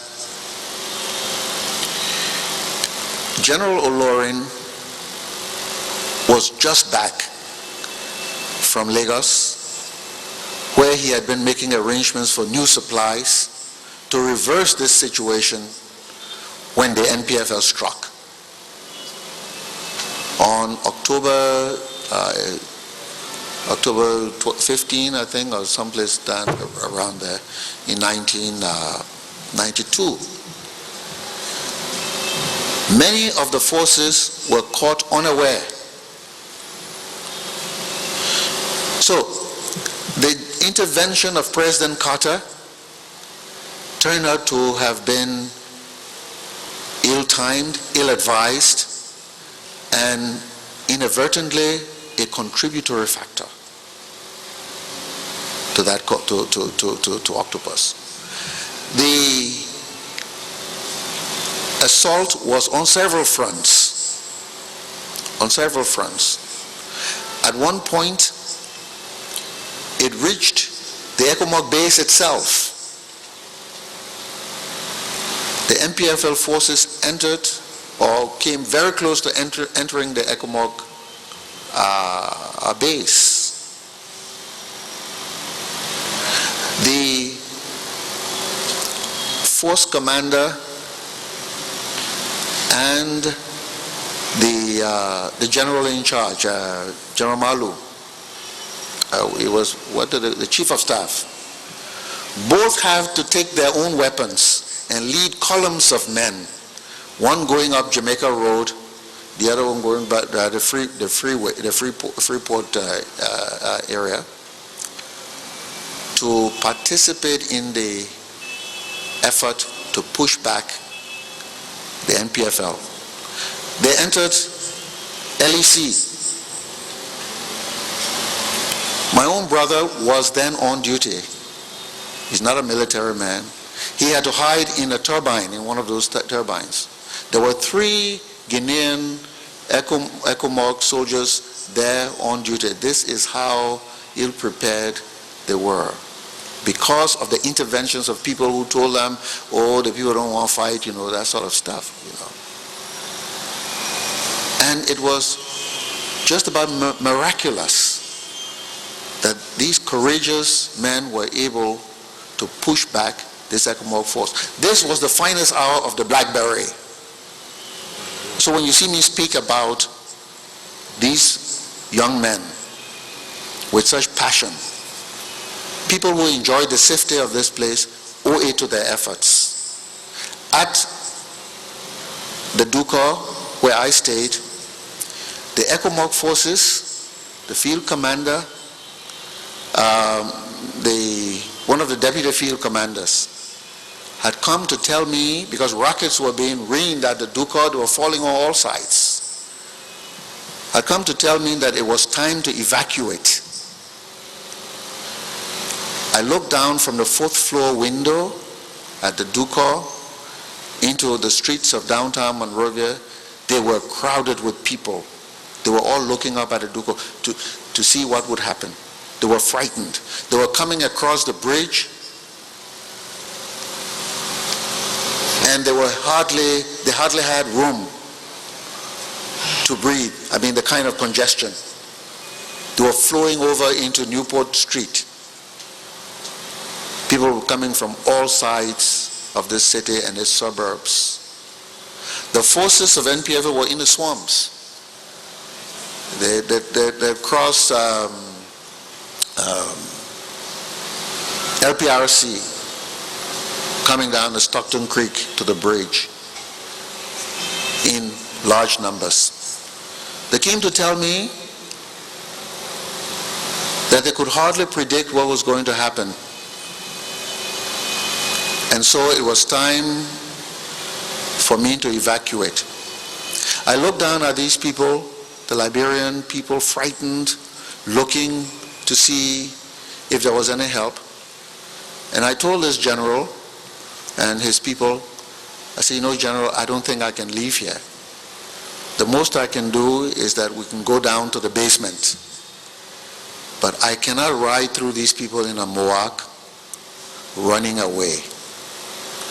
So if Mr. Taylor and his forces will level this building, that basement will be my grave, but I will not leave.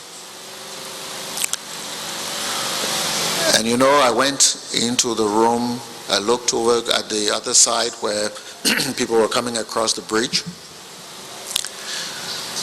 and I sat in a chair in the room and said a little prayer, and I fell asleep, sound asleep. It took a knock on the door hours later. It woke me up. And it was a call from the Ecomog folks to say that they were making progress and the forces were now in retreat. Later on, General Marlu, General Lorin came back and they said,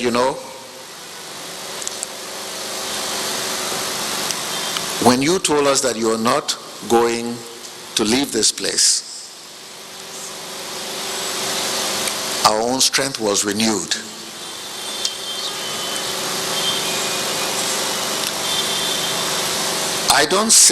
I'm not telling this story because I want a pat on the back.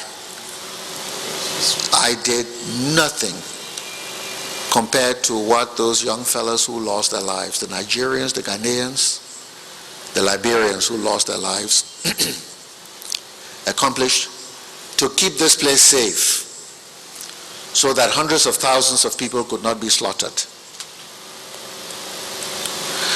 And so if we want to look at the human dimensions of Octopus, we must consider this story also.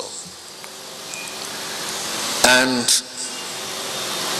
when you ask what was in Mr. Taylor's mind, what were his intentions, I can only say what I heard him say on the radio, and many other people heard that. From some command post somewhere, he was telling people how he had captured Monrovia, that there would be food distributed at the ACS school on the old road. Go out there. We are at this other point. Go there, in an effort to manipulate people through the power of radio. And he almost succeeded. Were it not for God First, the forces of Ecomog, including those forces that fought alongside Ecomog, the Beret, the AFL, and the indomitable will of the Liberian people. Along the river edges, communities were mobilized. This is when I know the power of mobilization, when you get people involved. It were local people policing their neighborhoods, pointing out, one there, fellas in the swamp trying to come across. And that was how the forces did not dissipate their energies, could move strategically, because a good deal of the intelligence was being done by local people. In Slipway, for example, in Jala Town, across the bridge there in Fanima, all around these places. So, Commissioner, I don't know what was in Mr. Taylor's mind. Thank you very, very much. I mean, in fact, I'm glad I did ask that second question, because as I listened to what you told me on the first question, that Ghana had thought it would be best to go to the peace table and therefore stopped you from advancing, but now I see that this was on the basis of all of us knowing the kind of person Taylor was and the difficulties of that time. I personally can only say that Operation Octopus was an opportunity, a window of opportunity that this nation missed, and we had to suffer the consequences of it. But that's history. Okay, next, may I ask another side question? Would you say that it was from that event that the idea of getting a counter force like Ulimo, LPC, and all these other people to sort of counter rally against Taylor, or was it a different issue? No, I must say it was during that period first that the INPFL disintegrated. Okay. Because Mr. Johnson had been playing some kind of a game there on his base. Since that money issue I talked about, he stopped cooperating and began playing games. So he's, a kind of a blackmail game. I'm going to join Taylor, and so he was letting Taylor people come in and out, and he got outsmarted. His base was infiltrated. And for a while, it was indeed a veritable inferno at this time. He had to seek refuge to Ecomog. They took him by boat to a vessel out, perhaps the very same vessel they wanted to evacuate me in, I don't know, and then took him to a safe haven in Nigeria. But he had outsmarted himself. The question you raise about what was the incentive that led to the proliferation of warring factions, the incentives were embedded in the approach to peace that was being taken. Participation in governance depending upon your strength on the battlefield. Access to booty dependent upon your strength on the battlefield. So there was a lot of incentive, the way in which the arguments were framed. Many of those who supported Mr. Taylor argued that he was holding 90% plus of the territory, and therefore that should confer legitimacy on him. So that was an incentive to others to challenge that. So people who wanted to stand on the sideline and hope that the process would work well were not tired of doing that. So Ulimo got in the act from Sierra Leone, supported by the Sierra Leone government initially, and with the knowledge of many other powers. Because I was called by forces, by people. In fact, when we were going to one of the meetings in August, I think it was August, just about the time when Ulimo reached the Po River, I received a call from the Americans to say, look, I urge you to go on to this meeting and to try your best to see if you can reach a settlement. And I said now, the situation has become more complicated because now there's a new warring faction. They said, don't worry about that. You all go ahead and reach an agreement. So there were people who knew about the formation of another group out there in Sierra Leone. When the split took place in Ulimo, well, I guess before the split took place, I don't know these things in chronological order. They've been such a long time now. But I remember very well when, as I said before, when Mr. Kroma took over leadership, because you know in these matters it's difficult to deal with a group if you don't know who the leader is. Who do you negotiate with? Who do you talk to?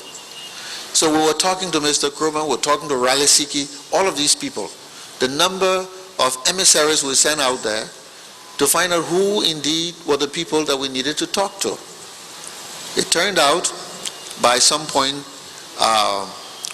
the people who were at the Poor River owed their allegiance to Mr. Kroma. And so we began a discussion with Mr. Kroma, known to ECOWAS.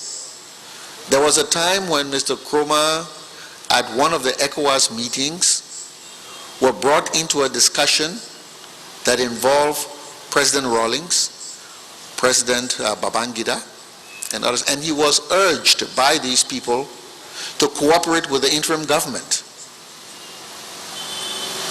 What was going on was an effort by the regional sub-leaders to bring all of these factions within a governmental political governance framework, on the one hand, as I said to you, and on the other hand, to bring them within a military governance framework on the Ecomog.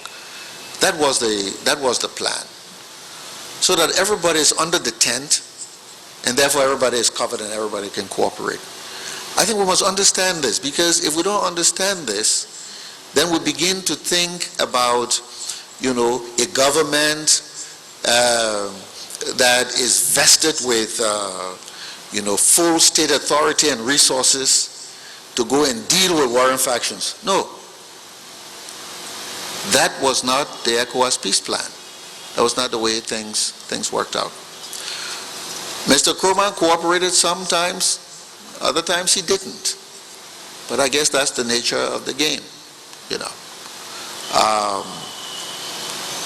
But at all times we tried to keep him engaged, you know. So the incentive here was that once the argument was made that the MPFL had 90% of the territory and therefore should be the dominant factor in negotiations, and it became clear that the MPFL strength came from the resources that it was now harnessing and disposing of. This was sufficient incentive for other people to get involved in the fray, if for no other reason than to have it said that the MPFL does not have a monopoly on the means of violence and on territory, and therefore they earn a seat at the conference table. So Ulimo got involved, later on the Peace Council, and all of these groups, the Lofa Defense Force, you name it. Over the years, our country became littered with armed groups because of this incentive. But would you say that they were working with a mind of patriotism towards the government you were in charge of, or they were just independent, like mercenaries out there just hustling and trying to see what they could do for themselves? Well,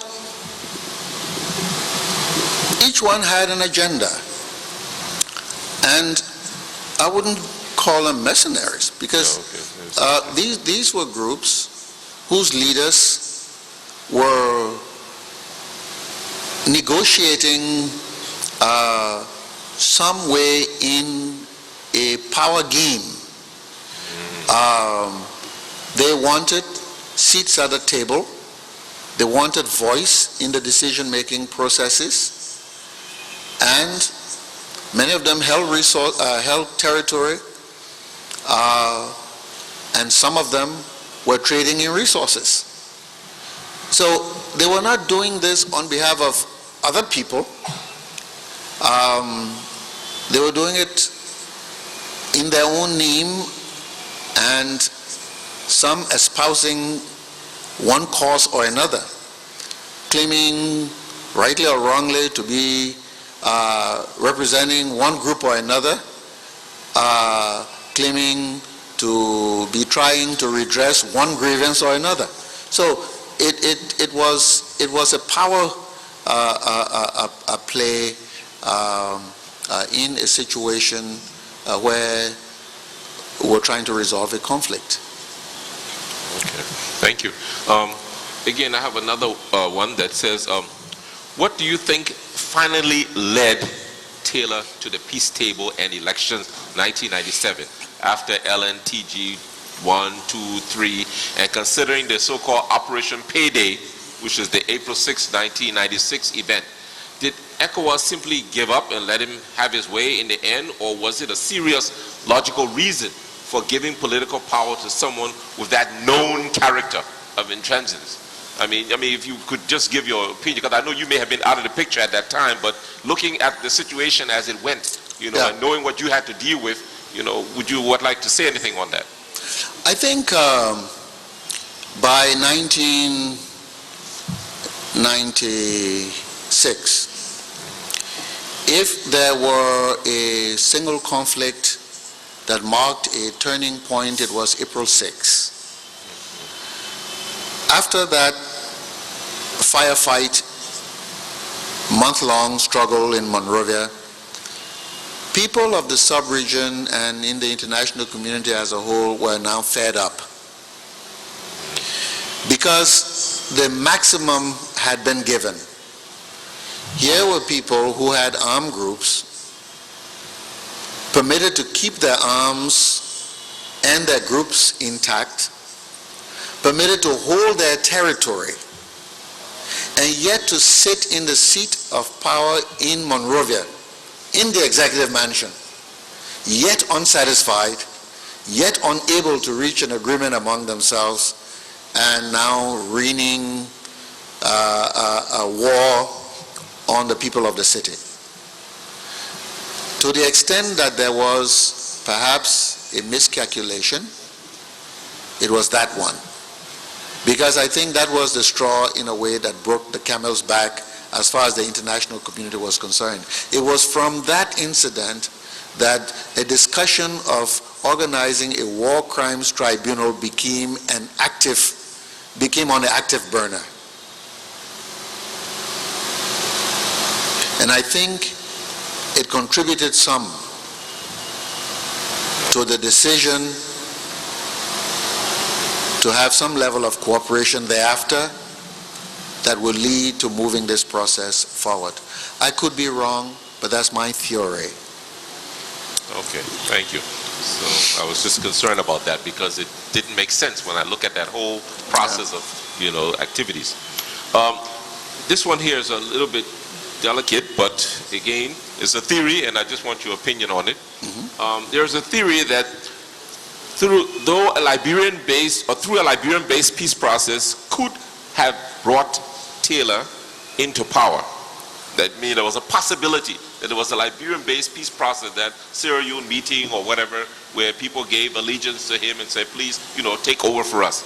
Okay, brought him directly. The leaders at ECOWAS, though, didn't agree to this because of the future consequence it could have on their governments if a rebel leader was allowed to directly overthrow and then take over power, as it was.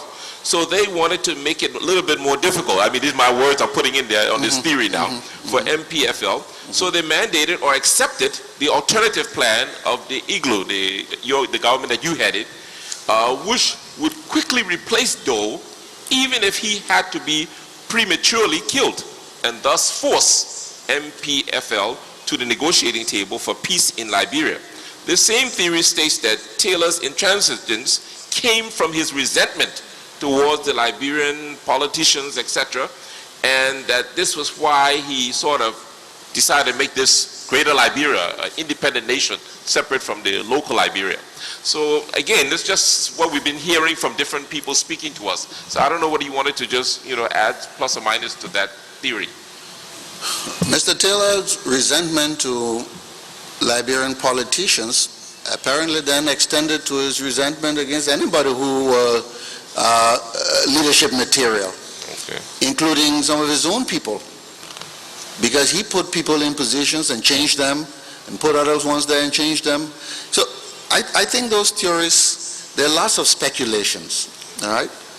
But the one thing that I know is that every agreement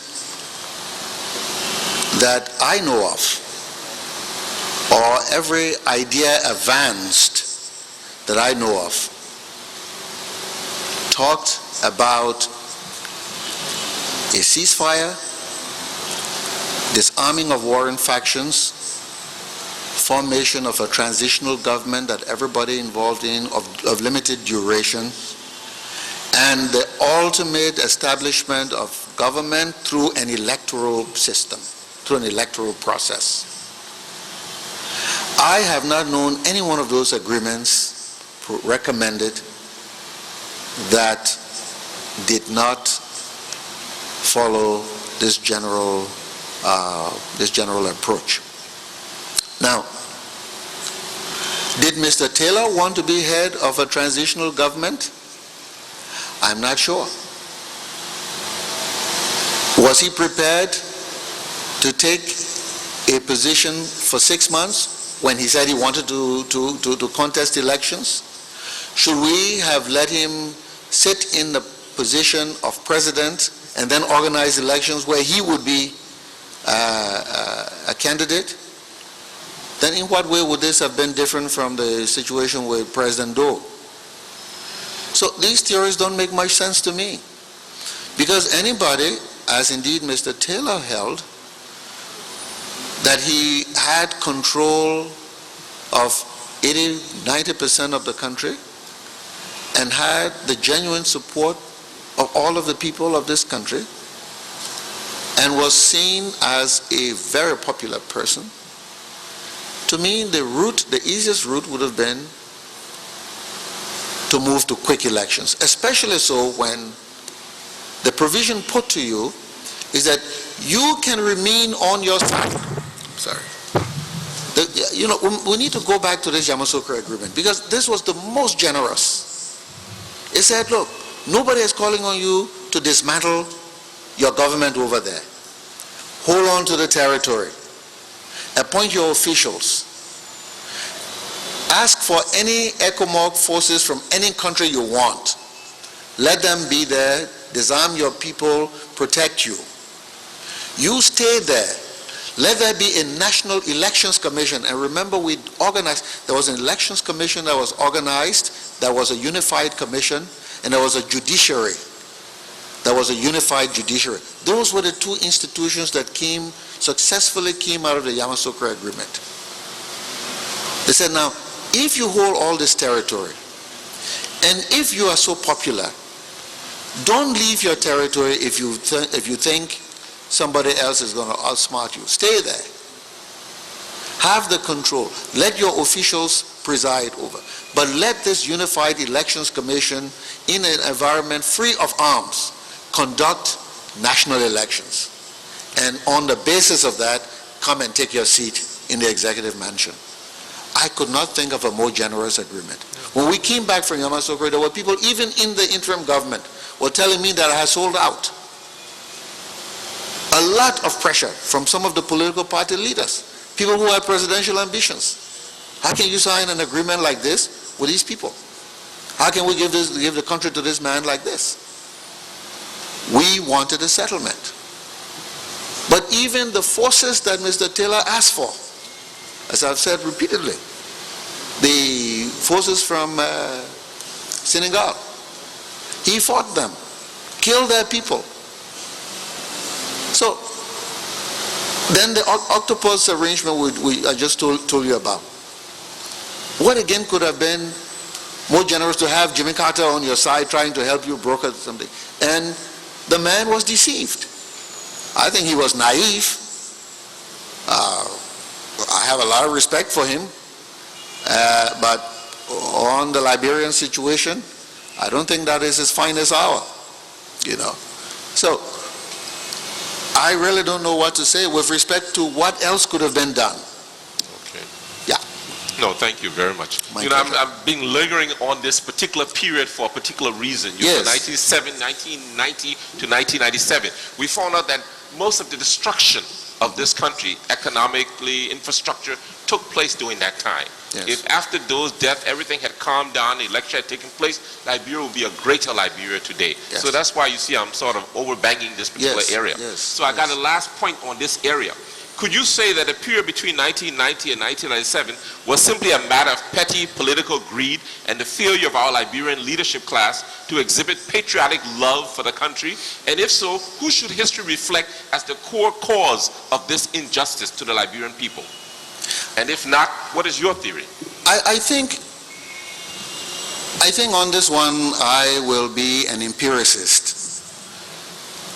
Let the evidence speak for itself. Okay. I can say that on this side, we had schools running, we're supporting clinics and hospitals. We had started off GFK on the resources of the interim government, supported somehow by the international community. Dr. Wanime Scott had turned that place around. I remember having surgery on my eyelid at JFK during that period. This was after it had been looted and was being restored. We were paying salaries. We had an economy that was functioning. We had some electricity. And I can speak of the stewardship on this side. Now, whether other people elsewhere were supporting schools, whether they were supporting hospitals, whether they were paying salaries, and all that, I leave to them, and I leave to history, and I leave to your own examination of the empirical evidence. Thank you. I respect that. Next, also, in your, I know this is a delicate one, but anyway, in your honest opinion as a political scientist, was the 1980 coup purely a response by the military to assist the cause of the progressive movement, or were there other forces involved? I mean, you may not want to go deep, you can just say yes, no, or whatever, but if you feel to, then please feel free. I mean, I can't help but ask this question. No, you must. I think it's important that, we discuss these things fully. One of the great failings of Liberian intellectuals generally, and the progressive intellectuals, including myself particularly, was that in all of our analysis of the Liberian society, we never did a serious analysis of the military. To know military grievances, to know the power structure within the military, and the relationship of the military to the power establishment, and the relationship between the military and the Liberian people. Later on, after this development, I did some research on my own into this question, and I can share with you some of my own insights. The Liberian military experienced an enormous transition over a 50-year period or thereabouts. The original Liberian Frontier Force, as an instrument of the state, was out there to collect taxes, as I said, to help the district commissioners in their work, to recruit labor and all of that. And they had an important function serving as servants, house servants included, of government officials. The equivalent of official houseboys, running errands for the people they assigned to, cleaning the man's shoes in the morning, taking care of the house in the evening, taking care of the children and that sort of thing. If you look at the origins of the military, where these people were coming from and what were their roots in their indigenous societies, many of them were recruited by paramount chiefs and others, and they came to serve this role. In other words, they were recruited through a system of patrimonial control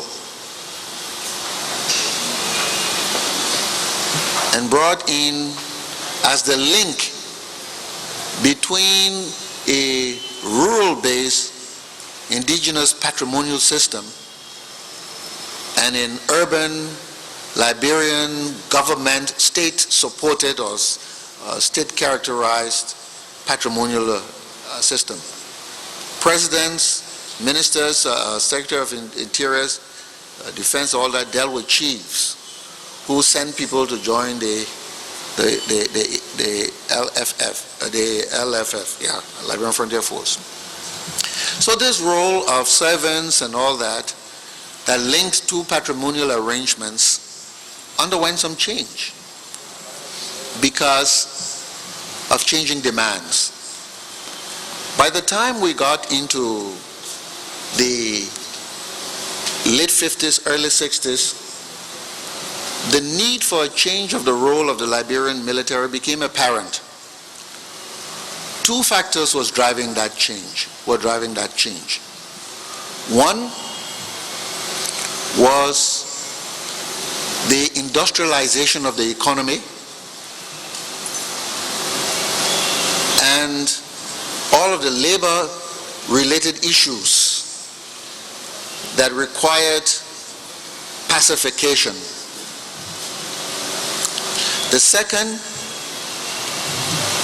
was some international requirements. By the 1960s, 1961, the requirements of international peacekeeping, the Congo, for example.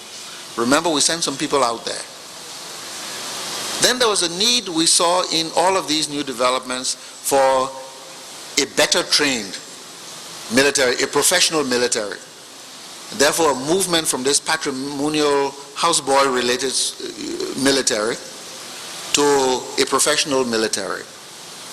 That was when the need for a military academy became important. So the Tupman Military Academy was established, I don't know, sometimes late 60s or early 70s, I'm not sure of the date, but in response to these needs that were emerging. The problem now was the recruitment to that military academy. Where did the recruits come from? We said then we wanted educated young men. We did not go to recruit them from the universities and from the high schools. We went to the peri-urban areas and we went to that class of young men that border on what some would call the lumpen proletariat. And I'm talking about young men, largely from rural backgrounds, but who largely grew up in urban areas, detached from the rural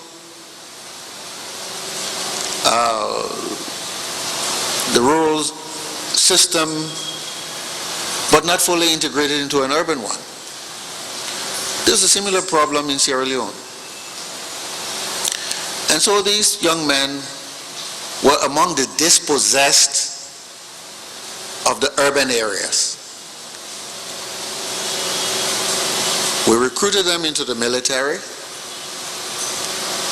We gave them some training. They grew in consciousness as a result of their own experiences. I don't know if people ever listened to any of these young fellas in 1980 to tell their stories.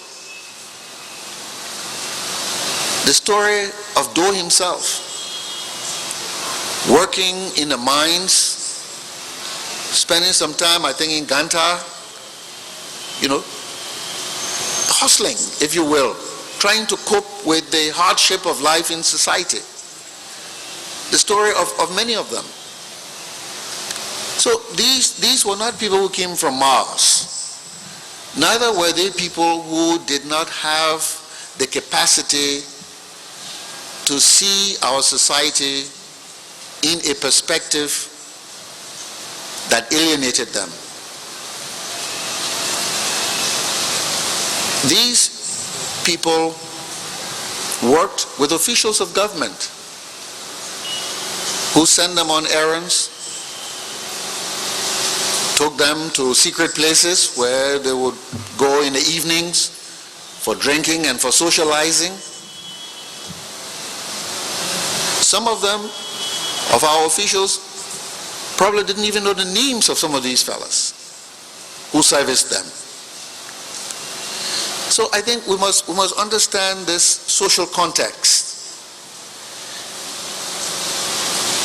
And then if we do, we will see that this group did not need to be told that, look, go and do this stuff on behalf of us, whoever the us might be. Because if they had been told to do this on behalf of the us, those who were the us would have been in control. They went in response to where they saw the society were going and their interpretations of what were going to be happening in the society, saw an opportunity and responded. Many of them have said, I had heard from at least 4 of the fellows who made the coup or were related in that period to the exercise of coup making, that somewhere on the eve of April 14, they were brought down from, I think, Todi or somewhere. And the president came downstairs early in the morning to address them. And he was, for all practical purposes, appealing to them to be loyal and to perform in the interests of the government. I heard later from at least 3 of them that experience conscientized them to the fact that they ultimately were the bedrock of the power of the state. Now, if you don't teach these people this kind of thing in military academy, and if you don't organize your governing arrangements so that there is a loyalty and a reciprocity in the kind of relationships that are developed between the state and members of the military, and only in your hour of great need you choose to make this type of appeal, then of course people remember that they have choices. And so we need a fuller investigation of the military and a movement away from the simplistic solutions, because the simplistic solutions put forward a very demeaning analysis of Liberians. The assumption that people who are not highly educated are not able to think strategically, to do calculations, and to make decisions. This is how we deface and dehumanize the poor, that they're not there. a lot of people, they know what they're doing. They do know what they're doing. What they're doing is done on the basis of their own interpretations of their experiences or their interactions with their society, people in their society. So, Commissioner, there were people in that group who told me that I've been behind this man for 4 years. The man doesn't know my name. That's a serious indictment. And so in an event of crisis, when such individual withdraws support, what do you expect? Are we at loss to understand why there was not much loyalty? So, I couldn't say much more than this. No, I respect that, and I understand your heart very Thank clearly. you. Thank you. Just another thing that I have about 10 more questions, but I'm getting pressure from my colleagues that I have to stop soon, so I'm going to just reduce it to 2 more. Okay. First of all, have you ever heard the expression, if dialogue cannot prevail, let brutality take place? Particularly around the area 1990. I've heard variants of this over the last 30 years. One was, you have your MA, I have my M16. That one, if dialogue or negotiation or something doesn't prevail, then we will resort to brutality. Yes. The context was there were meetings held. We got evidence of meetings that were held in the Garnersville area during that time of 1980 when PPP was trying to overthrow the government. And at one of these meetings, we have a testimony of someone who said that this kind of comment was made by the people at that time. And the concept was that if we try to dialogue and there's no way, we must prepare our alternatives. So it's like two forces were just naturally going towards each other, and history naturally has given us the result. So I'll leave that as it is. The next one, my final question, since I'm keeping the other 8 for later. What, in your opinion, is the true force of captivity which liberation movements are seeking to liberate us from, considering our unique Liberian experience of black-on-black colonialism? Are we just to blame it on the white man's indirectly, his self-interest situation, as we normally do? What about our 2 brothers' struggle here in Liberia?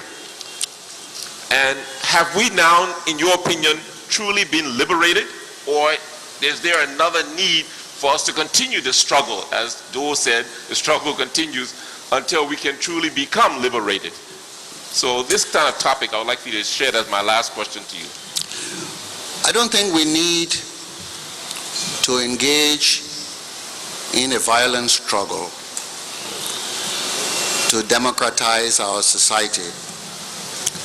The kind of liberation we need is a process to deepen our democratization initiatives.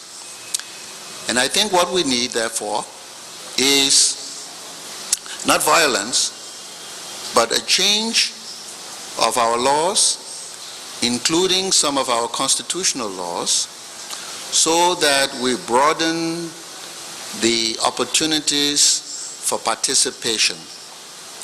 Too much of what we do as public policy and as public programs, too much of this we do by the enlisting of involvement of a few people. The testimony that I gave you was one that showed an over-centralization of authority, government in the hands of a few, legally so, who sit at the top of society and control the central state. We need to go beyond that in our laws and in our constitution. If we look at what this centralization has meant for us, we can appreciate the need to disperse authority a bit more. The role of the presidency in our society has created a magnet for people who want power. That has become, in our system of government, in most cases and to most people, the only position that mattered. The only point from which they can get a sense of participation and a sense of decision-making, some decision-making prerogatives. And so there's been an effort, a serious effort, that often leads to conflict, sometimes destructive conflict, to hold that position. If we look even at the peaceful contestation we had 2.5 years ago, there were 22 people contesting that position. Initially, there were, I think, 51 or something like that. They were whittled down to 22 who met the requirements. Some of those people, if not all of them, are really good people. I wish many of them would have contested seats in the legislature. I wish further that we had the kind of governmental arrangement with some autonomous powers at the county level, where some of them could have been elected as superintendents with a mandate independent of the president and with a budget with which, working with a county council, they could make their names and make their marks. And I'm sure some of them would have wanted to. So, for me, one of the key issues to future democratization is what we call the decentralization of authority, the creation of constitutionally based county authorities, local government authority. I think they're extremely important. Now, there are people who say, oh, this is going to destroy the unitary state. The thing about unitary state as we interpret it quite often as meaning a single source of authority, a single center of authority. We cannot run a country with a single center of authority. And that is indeed the challenge that I think we face at this point.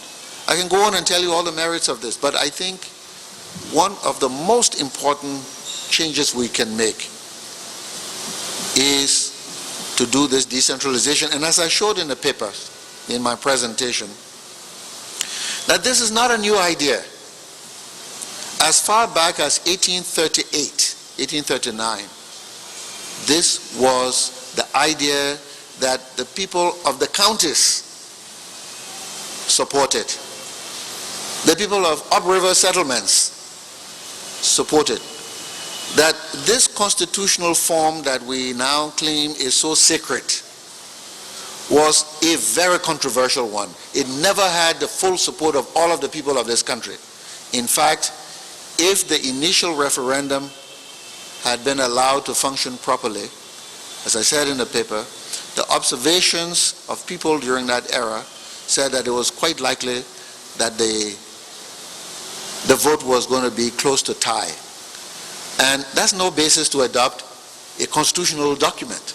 You need greater than, say, 50% of the people saying they support it. For a constitution to have the support of only 50% of the people is a recipe for continuing conflict. It means 50% of the people oppose it. And you cannot run a fundamental law on that basis. So there is a need for some kind of, I know for those of us who live in Monrovia and those of us who like to vie for power, you know, there's some people who see themselves as president and want to already preside over a country that has huge presidential powers. But that's the wrong way for us to go. We're better off developing a system where there is broader-based participation and people at the county levels can take more decisions in their development and their political processes. Thank you. Thank you also, and again, I do hope we can get a copy of your official Yes, presentation please. later. I will have that. I turn over now to the chair. Mr. Witness, sorry to come back again, but you just raised a question that you answered and has raised a question in my mind about decentralization. Now, we have a situation where at elections, we see 20, 15, 13 political parties. And in a way, politics becoming a zero-sum game. Now, in a situation where political parties have to rely on the subscription fees from their membership to finance their activities, place that in a background of extreme poverty, excruciating poverty, is it realistic to expect that political parties will be viable depending on the membership whose income levels are not up to it to provide the kind of subscription fees? Or can it be a situation where parties contending can attain a certain threshold and therefore qualify for official assistance from government to enable them function? Is this a realistic way to go? This proposal is under consideration. I think people have made proposals for some way of providing some minimal support to viable political parties, but to do so in a way that does not encourage everybody and his brother-in-law to organize a political party and come into the political game. So I think your suggestion is indeed one of those viable ones that has already been considered by political parties and governance commission and a range of other actors. But the question of a zero-sum politics, I think, which you also raise, is a very important. Zero-sum politics come when you have the high concentration of authority in one or a few institutions and none elsewhere. So you either win it all or you lose it all. You see, and that is where, again, the stakes are so high. And the way we play that zero-sum politics here in our highly centralized system is that it is also connected to economics. So if you win the government, all those people who win the government win the economics, they win the social status, the other people are losers in everything. So that is why there's such a high-stake fight, a fight to the finish, that nobody wants to admit that he's lost. Because to do so is to lose everything. So if we have this system where there can be power sharing at various levels of governance, there will not be a situation of winners take all, with losers now beginning to strategize as to how to undo winners.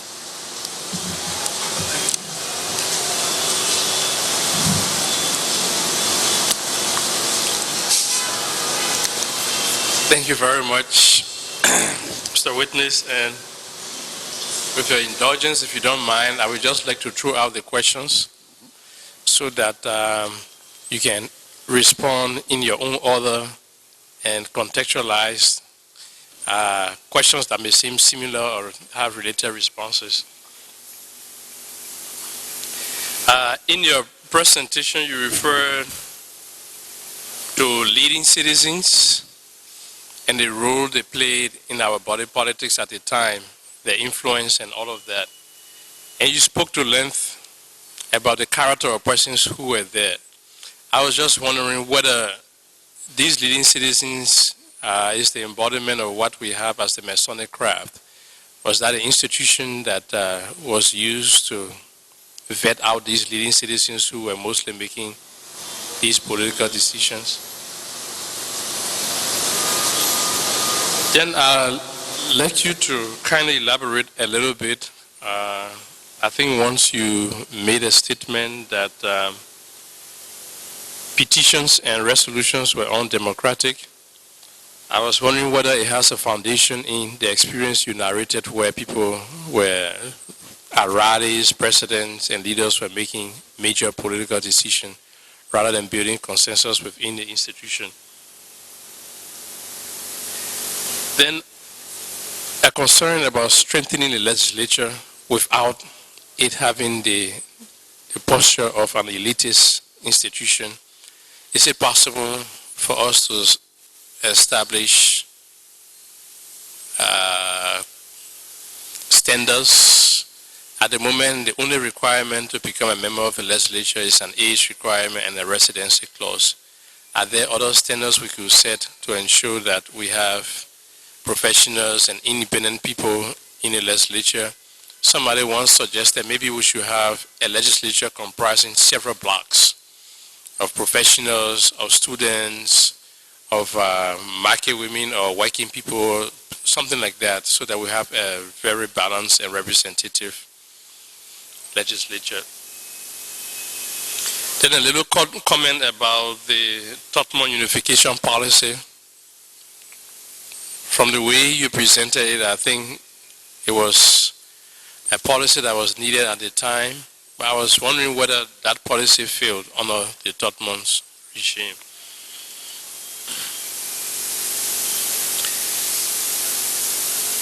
Referencing the rice riots and the increase in price of rice going back to 1979 and now by hindsight, do you think historical events and economic realities then and now have conspired to vindicate the policy of the government, the proposed policy of the government at the time to have the price of rice increased?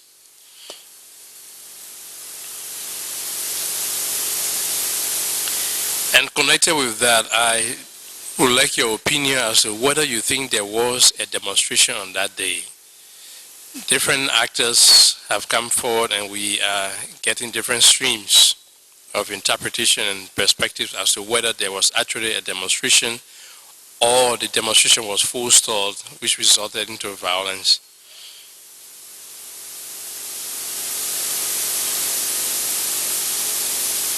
You've made several comments about the printing of the new money, but I'd just like to look on the other side of the benefits, which is a subtraction from that economic and social policy. There are those who argue that by the printing of the new bills, the balkanization of the country was reinforced because we had Greater Liberia and we had Monrovia. And the new bills inhibited free trade, free movement, and as such, the MPRAG became docked in its position, and the IGNU also became docked in its position, so we had a divided state.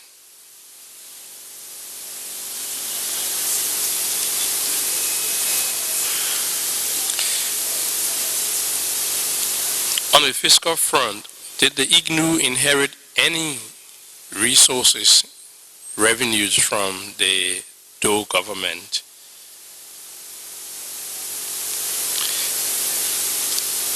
And was there any contribution from ECOWAS in terms of economic assistance besides the military assistance in terms of direct budgetary support at the time to the IGNU government?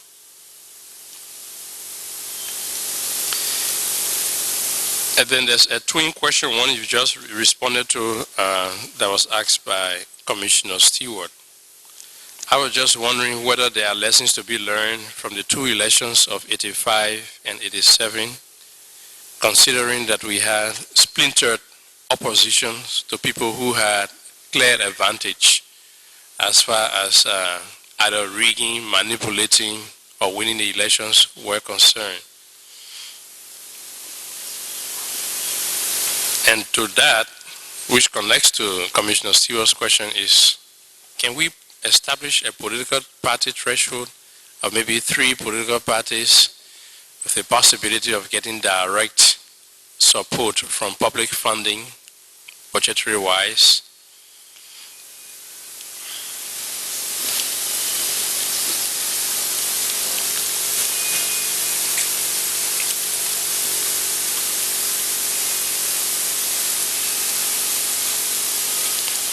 Then, Mr. Witness, ACDL.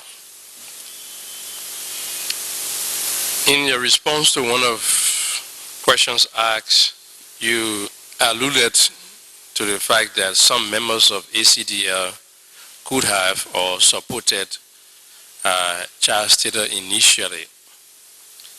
As an executive of ACDL, did this ACDL or members of the ACDL support the 1985 Kungba efforts to remove Samuel Doe? If so,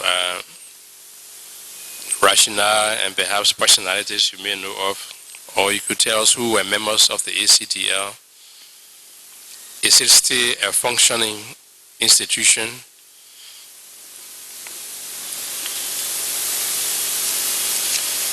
Then we'd like your perspectives on what happened in 1999 when some alleged ex-combatants attacked you personally, I think at your office, and some members of your staff who were present.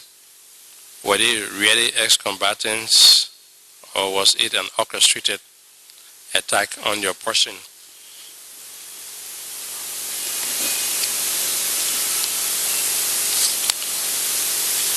Ignu and Ulimo, given the ambition of the Ignu government for the acquisition of territory and the expansion of civil rule, were there any intricate cooperation, apart from what you have explained, which may take the form of direct support to Ignu during the tenure of the Ignu? And related to that is the Nima Redemption Council. Is there any substance in suggesting that Ignu, either tacitly or otherwise, nurtured or supported the idea of the formation of the Nima Redemption Council?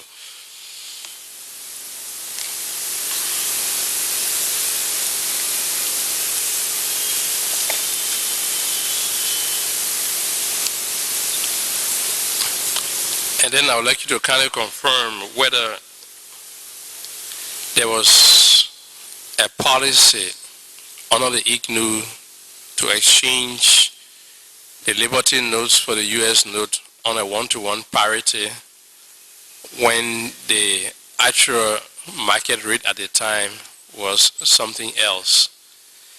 Related to that also is the disposition of public assets that were in the possession of public officials at that time.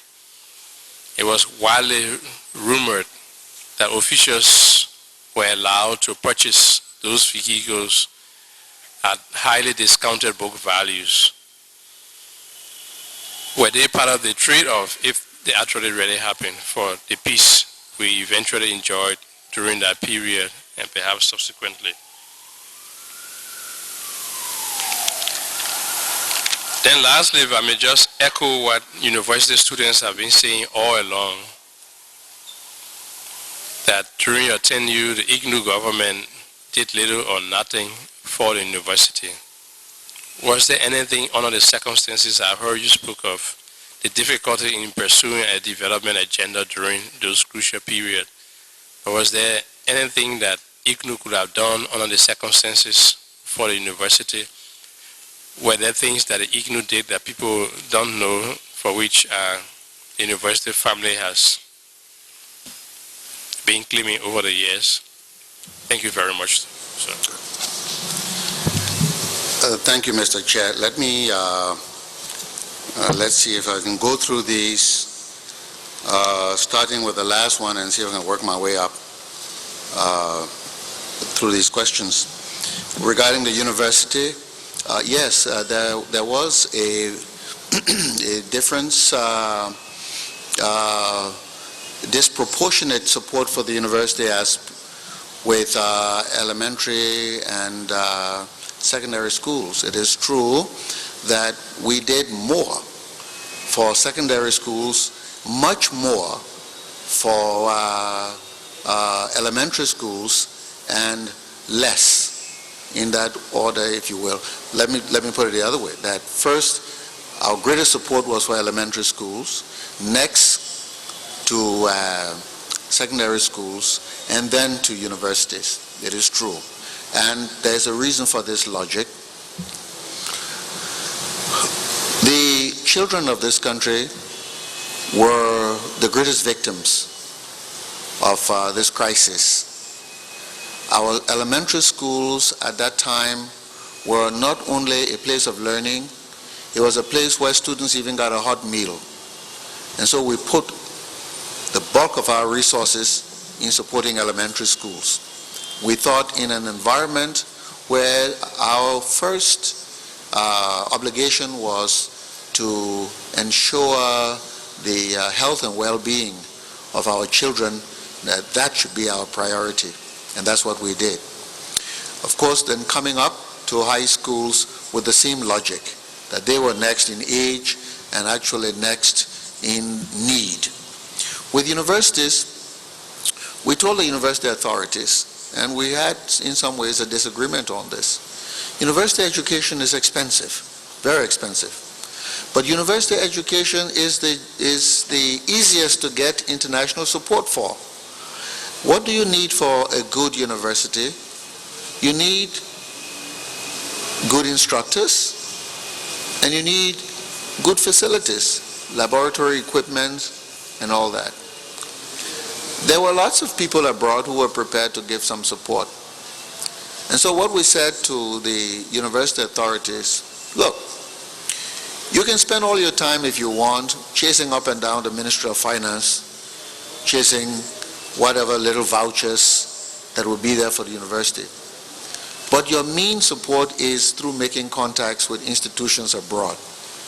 We will give you as many tickets, air tickets, and we will help you consolidate relationships abroad so that you can have your laboratories repaired, so that you can be able to have your teachers do refresher courses, so that you could even train some teachers abroad.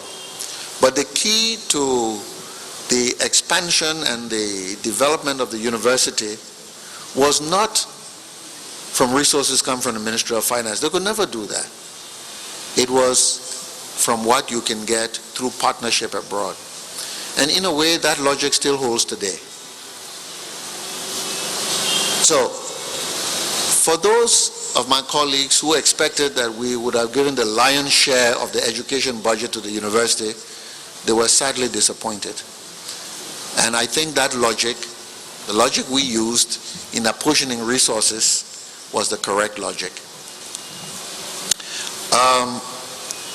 The disposition of assets, vehicles, yes. We spent about $400,000 buying used cars. $75,000, $75,000 buying used cars. Those used cars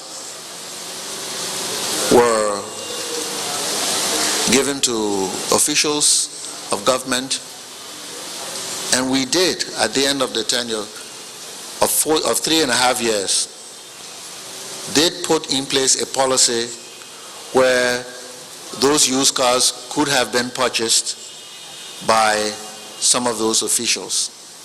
And I can tell you, we're talking about wrecks. I wish you'll invite Willard Russell here to explain more about this, because he managed that program to give you an idea of the age of the vehicles and the quality of the vehicles at that time. The fact that we could put together a mere $75,000 in vehicles to support a government, I think stands to the credit of what we were trying to do. And so Mr. Russell is available and will be very happy, I'm sure, to expound on how assets, especially vehicles, were disposed of. I heard one of your witnesses lying here the other day and saying that I turned over so many cars and give me cars that I sold. I don't want to even dignify those lies. The car that I rode was donated to the interim government by the Nigerian government. It was a bulletproof Mercedes-Benz, which after leaving office, we turned over to Chairman Pomakpo He used that car for a while until I think they got some other one for him.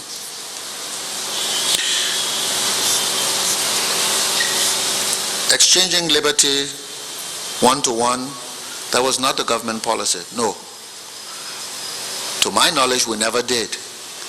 We had an exchange rate for the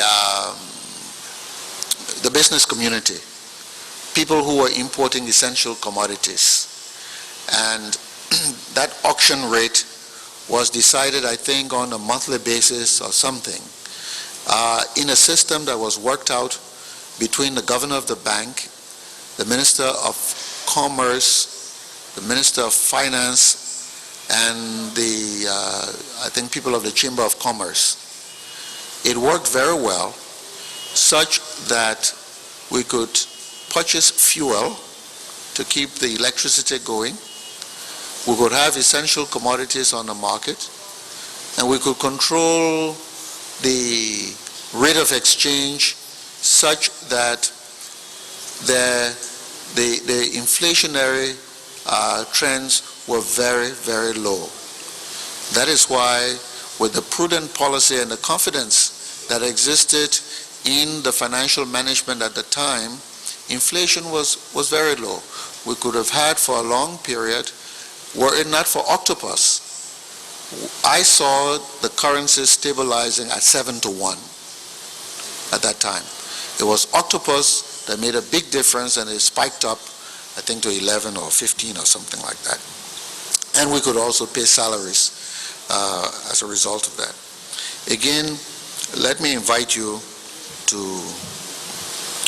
ask you to invite Mr. David Vinton, who was very, very much at the center of this this arrangement.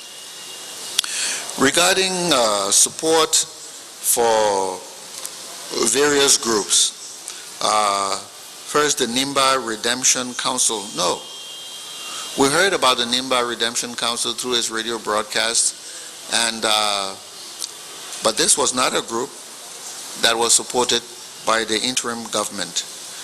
The support, whenever there was, for any group, was support that were encouraged by ECOWAS. And in that respect, ECOWAS did encourage, at the time of its cooperation, particularly at the time of the Octopus invasion, ECOWAS did encourage support or a working relationship with Ulimo. And Ulimo did participate in ensuring that on the perimeters of the city and in the areas where they occupied, MPFL forces were not permitted to penetrate those areas in making a beachhead or coming into the city. So indeed, there were these collaborations, sanctioned, if you will, and often initiated, if you will, by the ECOWAS countries. The logic behind this, or the reason behind this, is that ECOWAS was stretched. The contributing countries, the troop contributing countries, were not willing to increase the number of forces here. The ferocity of the attack of the NPFL was of such that these forces could not withstand fighting on multiple fronts. And so for those armed groups that were cooperating, especially after the disintegration of the INPFL, given the miscalculations of its leader, there was indeed every attempt on the part of the ECOWAS leader to bring into the fold warring groups that will stand cooperative. I think I like to emphasize this because our people didn't seem to know the strain and the stresses under which Ecomog functioned. Didn't seem to know also the struggles to keep Ecomog forces here, and the burden that really rested on Nigeria in the first few years to support the Ecomog forces. all of the fuel that went into the Ecomog operations came from Nigeria, supported by the Nigerian government until, I think, 1994 or thereabouts. A good deal of the ammunition came from Nigeria. There was huge Nigerian subsidy of, in one way or another, of almost all the contingents. And it was becoming a strain on the Nigerian economy, especially given a government that was under pressure, under political pressure. So that is what the situation was at the time. Ex-combatants, it was 2000, Mr. Chairman, where a group of ex-combatants, I was trying, after turning over, I was trying to make this my home, to stay here and to undertake some work through the Center for Democratic Empowerment. We were working on a number of issues that had to do with reconciliation, with gender equality, and children's issues. We had an excellent working relationship with UNICEF on a number of these issues. We had enormous support, considerable support from the Danish government, and we're on the verge of some really serious support from the Netherlands. And Mr. Taylor sent his forces to our offices. Those forces were said to be ex-combatants. They were not. They were actively serving officers. I mean, not officers, but security people, security personnel. They were brought in pickups, in 2 loads of pickups. They were organized in clusters of 5. They came into the building. They tried to rape the women. They broke the window glasses and broke the doors down, broke up the computers. They assaulted Communist Wisa, tried to stab him in the collarbone, in the shoulders. They assaulted me. One man gave the instructions with another man who had a hammer to hit me on the head. This man's eyes and mine were locked in a gaze at each other. And as it turned out, for that moment, this man changed his mind. Instead, knocked me on the foot. I hate to think what would have happened if this man had knocked me on the head with that hammer that he wielded over my head. But these people were armed. Armed not with guns, but with steel rods, clubs, broken bottles, and all of that. Communist Wisa wrestled with one of them who was trying to stab him with a dagger. And the point of the dagger reached his skin. Mr. Taylor came back and said these were disgruntled, disabled ex-combatants, and that was a lie. One of the men dropped his ID card, and he was a security man. When others who did not know of this operation from the riot police, the folks who wear the red caps, when they came to break up the scene, they obviously had not been informed that this was a mission, and they began to manhandle these fellas at the end of the fray. And one of them said, "But what's wrong with these people? They know we own operations."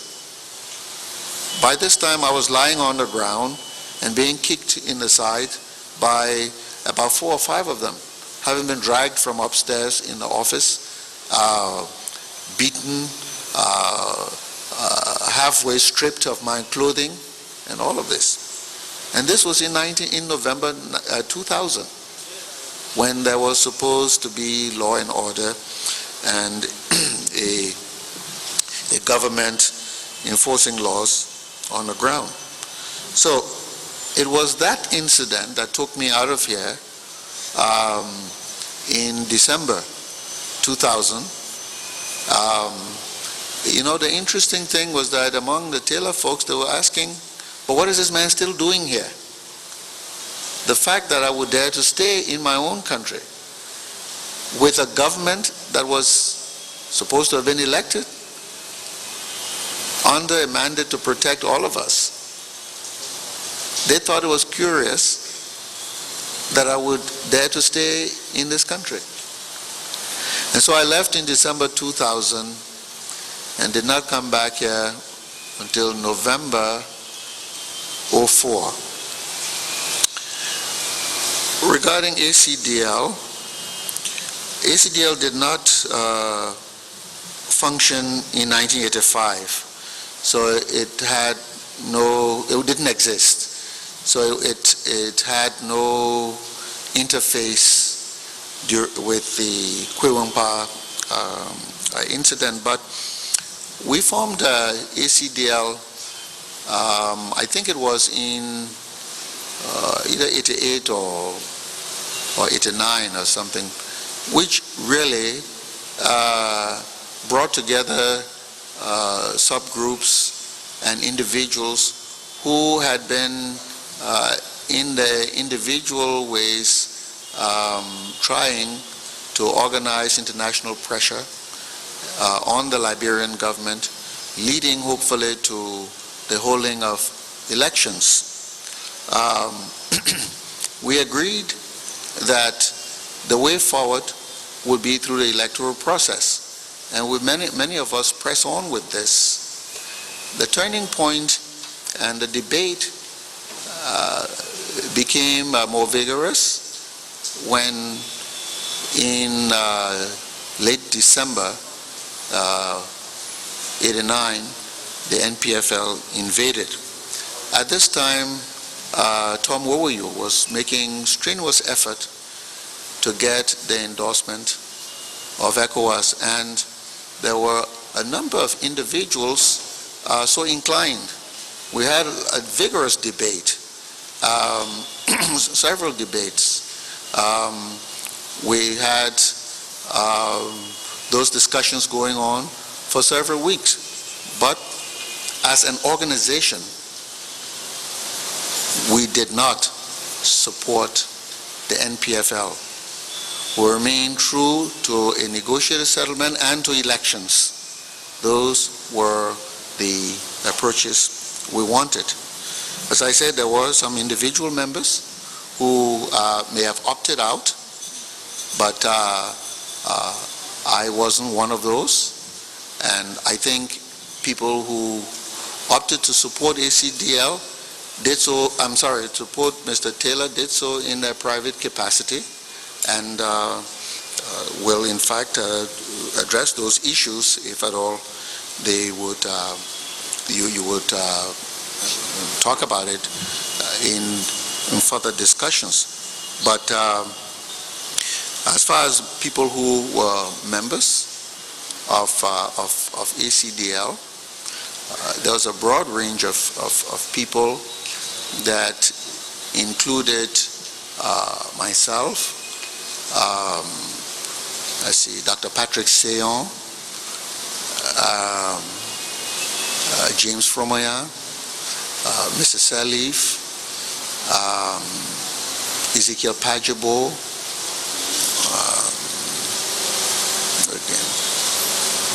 Harry Greaves, who else? There were many others.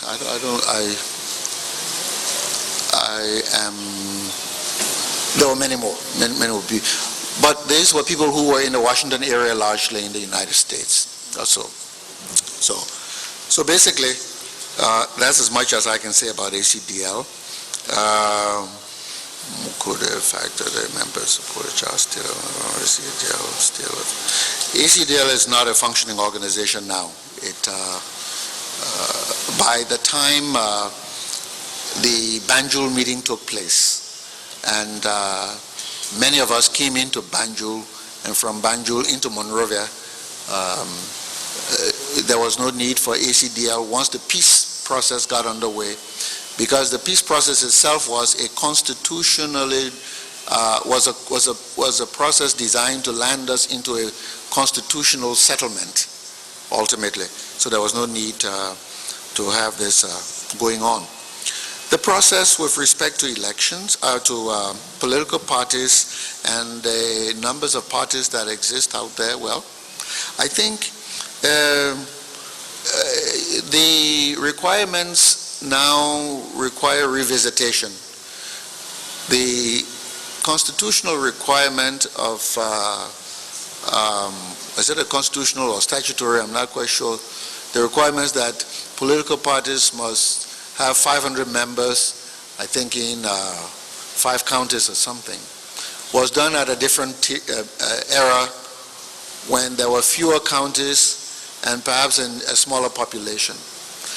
Maybe what is important now is not only a revision of this requirement, but that we should probably put it into statutes. That is, if it is in the Constitution itself, because it should be subject to change without constitutional amendment. I mean, the kinds of things where population shifts take place, population growth take place, and there is need to make changes. I think we would be better served not to make this a constitutional issue, and so this would be something that we need to look at more closely in the reform exercise. As these relate to elections, you know, I think we learned from the 2 elections you referred to, Mr. Chairman, 85 and 97. The one lesson we learned with respect to amalgamation of efforts in the face of a playing field that is not level and in the face of very high political stakes. The lesson that we learned is that we didn't learn a lesson.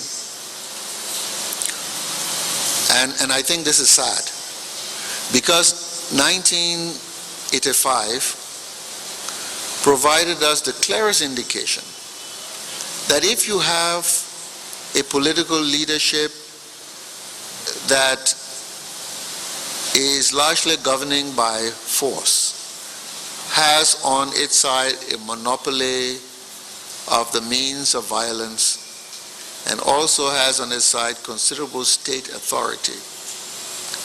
And if you want to move from that circumstance to one in which you want to really deepen the democratic process, you're better off coalescing to get over that hump. We did not do that in 1985, and we did not do that in 1997. And as a result, it has taken us much longer to really get to the stage where we are today. Also, I think we learned a lesson about participating in arrangements that are not conducive to holding elections. In 1985, up to a week to elections, there were many political parties that were yet to take a decision not to participate because the playing field was not leveled. The government then had allowed one political party, the UP, to register and was moving haltingly, watching the situation to see if there would be an effort for everybody else to join that one party. When discussions began about everybody merging into UP, the government then opened the gate for LUP to register and just gradually played a smart game so that even at the end of the elections, if you recall, the opposition was not of one voice in saying that yes, Party X won. And at that time, many people were of the view that the Liberia Action Party had won those elections. So, did we learn to put our personal political ambitions to sort of subordinate them to a larger cause? I don't think we did. In '97, in a similar situation, we had parties going to participate in elections when it was clear that many of them were disadvantaged, when it was clear that the field was not leveled, and they all thought that the conditions that existed on the ground would lead to a runoff. And so that in the second round, they were now coalesce. But that didn't happen. And we all know the results. So is this bad political calculation, or is this just selfish ambitions? I think there are lessons for us to learn from those experiences.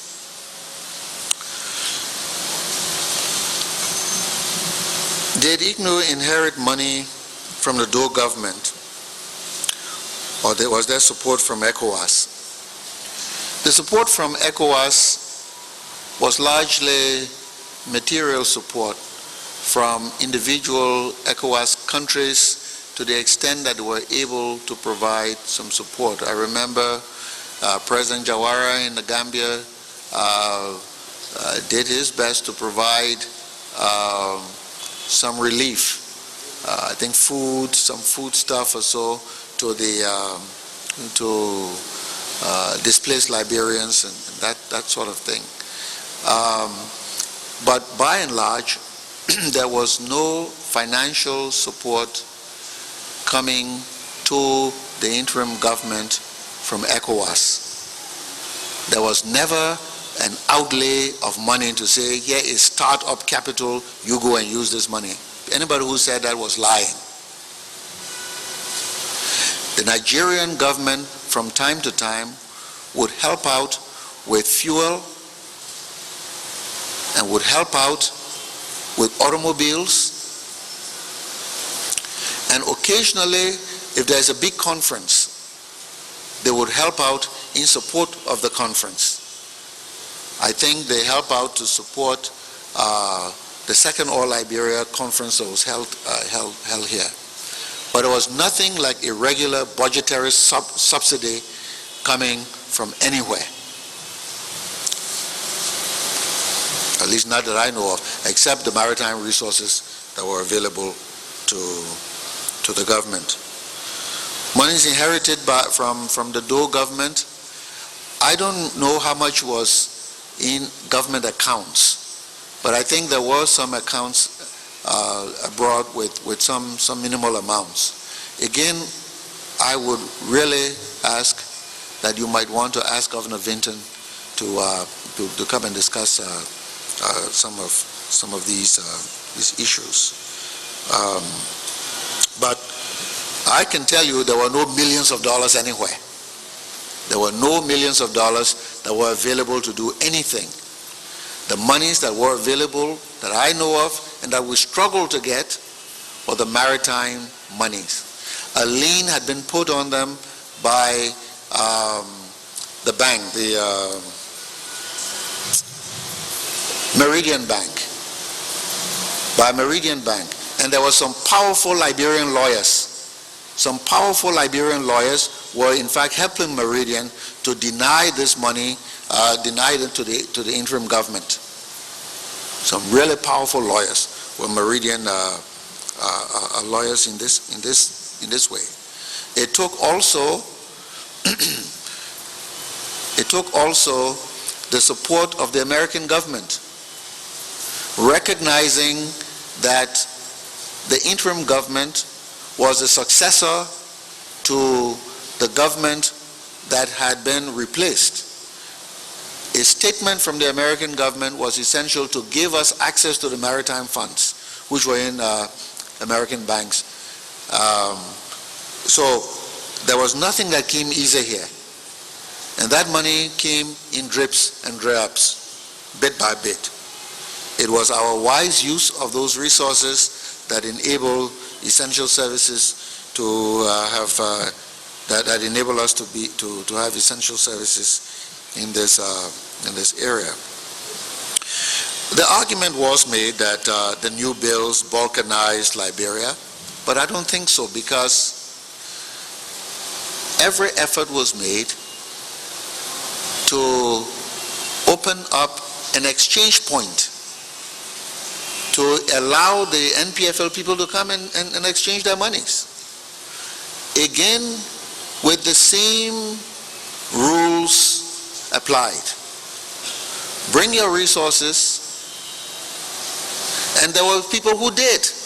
There were many NPFL people who came to Monrovia and changed their money to the Liberty.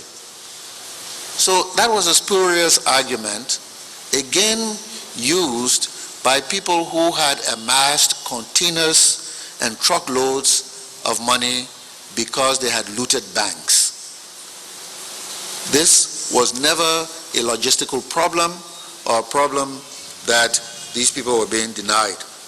So indeed, to the extent that it was a factor of balkanization, it was due to those leaders who wanted a free hand to expend the container loads of looted money that they had. I come back to this point, that to the extent that this has become an issue in these hearings, it is because those people who had the container loads, you will not have a market woman come here and tell you, say there's a problem. You will not have a banker to come here or a small business person. It's going to be those people who thought they had become rich through looting and found themselves losing that loot. They're the ones who are unhappy.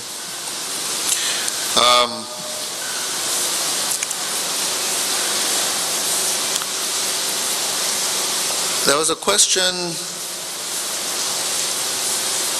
about the April 14 incident, whether it was a demonstration or whether that demonstration was forestalled by the violence. This is how I remembered the incident. A demonstration was planned. It was planned to take place at 2 o'clock on April 14. Violence broke out by 10 o'clock in the morning. Before the demonstration could take place, and while the crowds were surging from West Point, New Town, Slipway, Soniwe, all around the place, as the crowds began to surge, some as early as 6 o'clock in the morning. But the demonstration, as announced, was to take place at 2 o'clock. The police began shooting into the crowds by 10, 11 o'clock.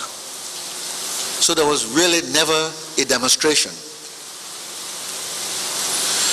I also mentioned in discussions with some of the leaders, the organizers of the demonstration, that in response to what they had promised to the clergy and to Mr. Port, they were going at 12 o'clock to assemble the people, make some speeches, and disperse the crowds.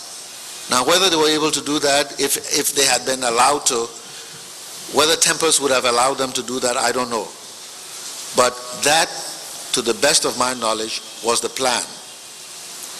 But even before that plan could materialize, the government's orders to disperse the crowds and to use whatever means necessary had been issued.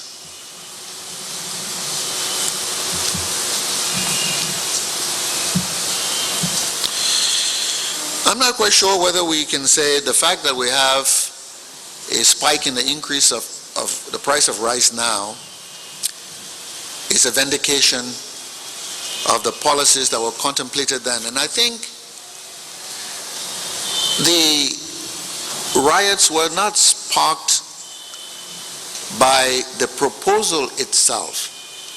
It was sparked by the way in which the government responded to reactions to the proposal. Now, I think if the government had allowed a debate, had participated in a debate, had brought out the figures, the projections and all of that, and had worked in a way with various constituencies to find solutions, I think we could have avoided the incident, the tragedy. Now, rice remains a problem for us, both as an economic and a political problem. We still have not found a satisfactory way of dealing with it. Even if you look at the organogram of the Ministry of Agriculture, you wouldn't tell from that organizational chart that rice is such an important part of his mission, of his work. Because if rice was such a hot button issue, you would have perhaps a unit or a division working on nothing else but how you address this problem, and working over long periods of time, not spasmodically, you know. So I think we have to organize our bureaucracies and our decision-making institutions to reflect the importance we attach to those problems that could pose serious difficulties for our society. I don't think we gave sufficient thought, especially innovative thinking, to how we handle the rice issue. I'm not an expert in this area, but we're told that along the coastal areas, there are some conditions that obtained could, in fact, be explored. Maybe the experts have, maybe the cost is high, maybe it requires a change of farming methods. All I would say is that if this problem is so important, we should spare no effort. We should not be reluctant to undertake whatever kinds of movement-like approach that will enlist all of us. If it meant to sort of make it a national campaign, to do something to shift the paradigm, we should do it. And that approach is as a normal, a typical management issue. It is much more important than that. It's the same case I make for education.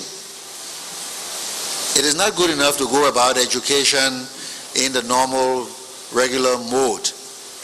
Because at this stage, when we have so many young people who are either illiterate, growing up to be illiterate, and will have the reins of power of household management, all of that in their hands in the near future, we need a national movement and not a business as usual bureaucratic approach to education. We must enlist all of our energies and everybody in that effort to advance an education agenda. So similarly with rice, if you will. The unification policy did not fail, but was incomplete. If you go back to Tubman's original pronouncement, and he talked about even looking at the nomenclatures, that we use, calling some people country people, other people civilized people, that sort of thing. So there was an agenda for profound change, but I don't think it was sufficiently pursued. But I think it constitutes a good basis, a good start. It was stifled.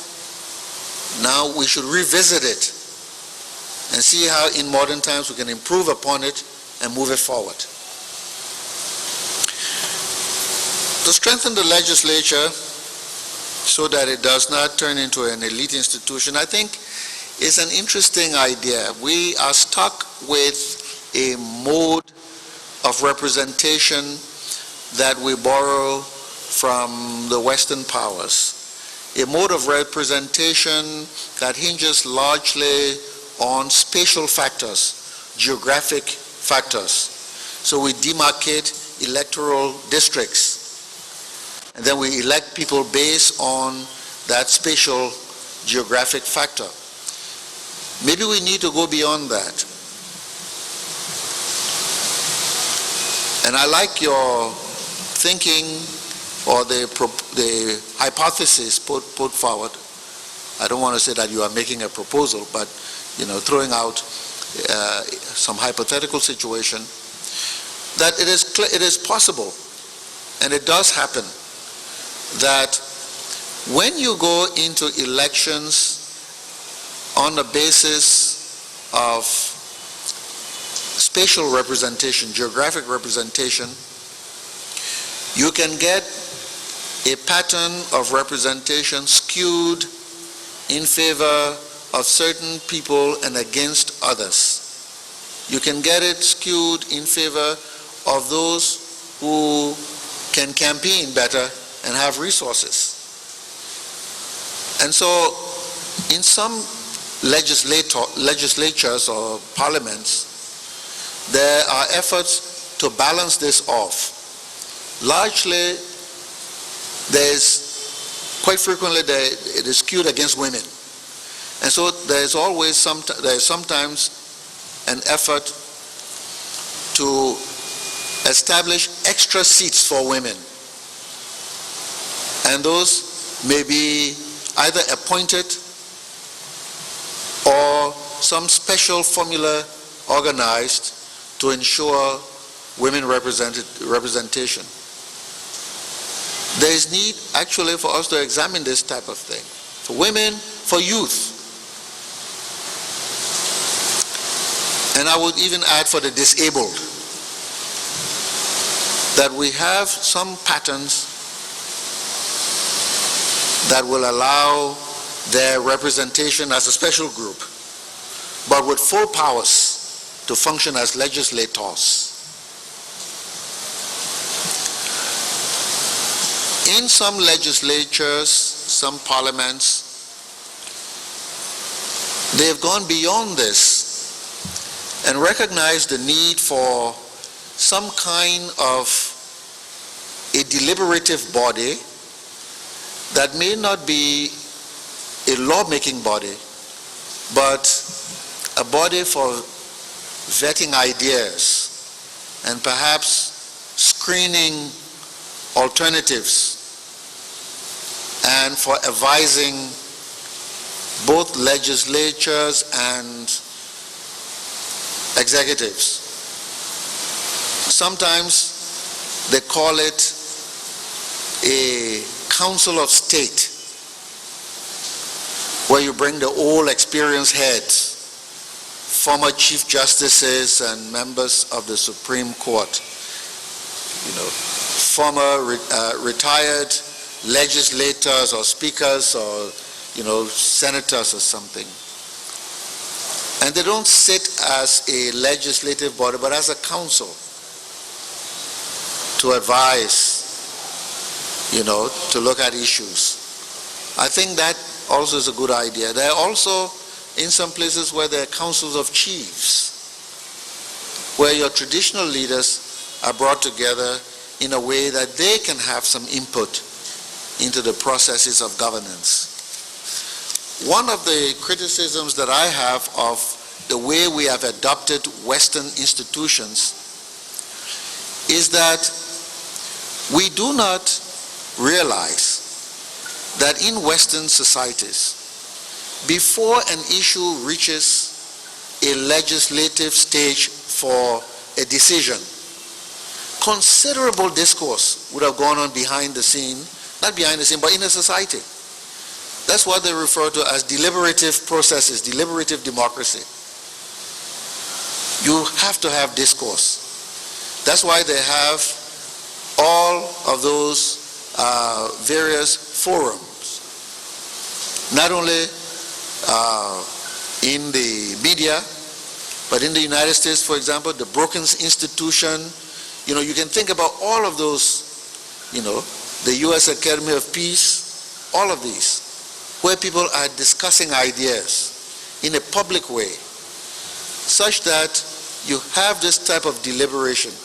We don't even have one forum here for the exchange of ideas at a level, that is beyond the kind of level that we hear on the streets, to look at the implications of issues, to sort of investigate the background of issues.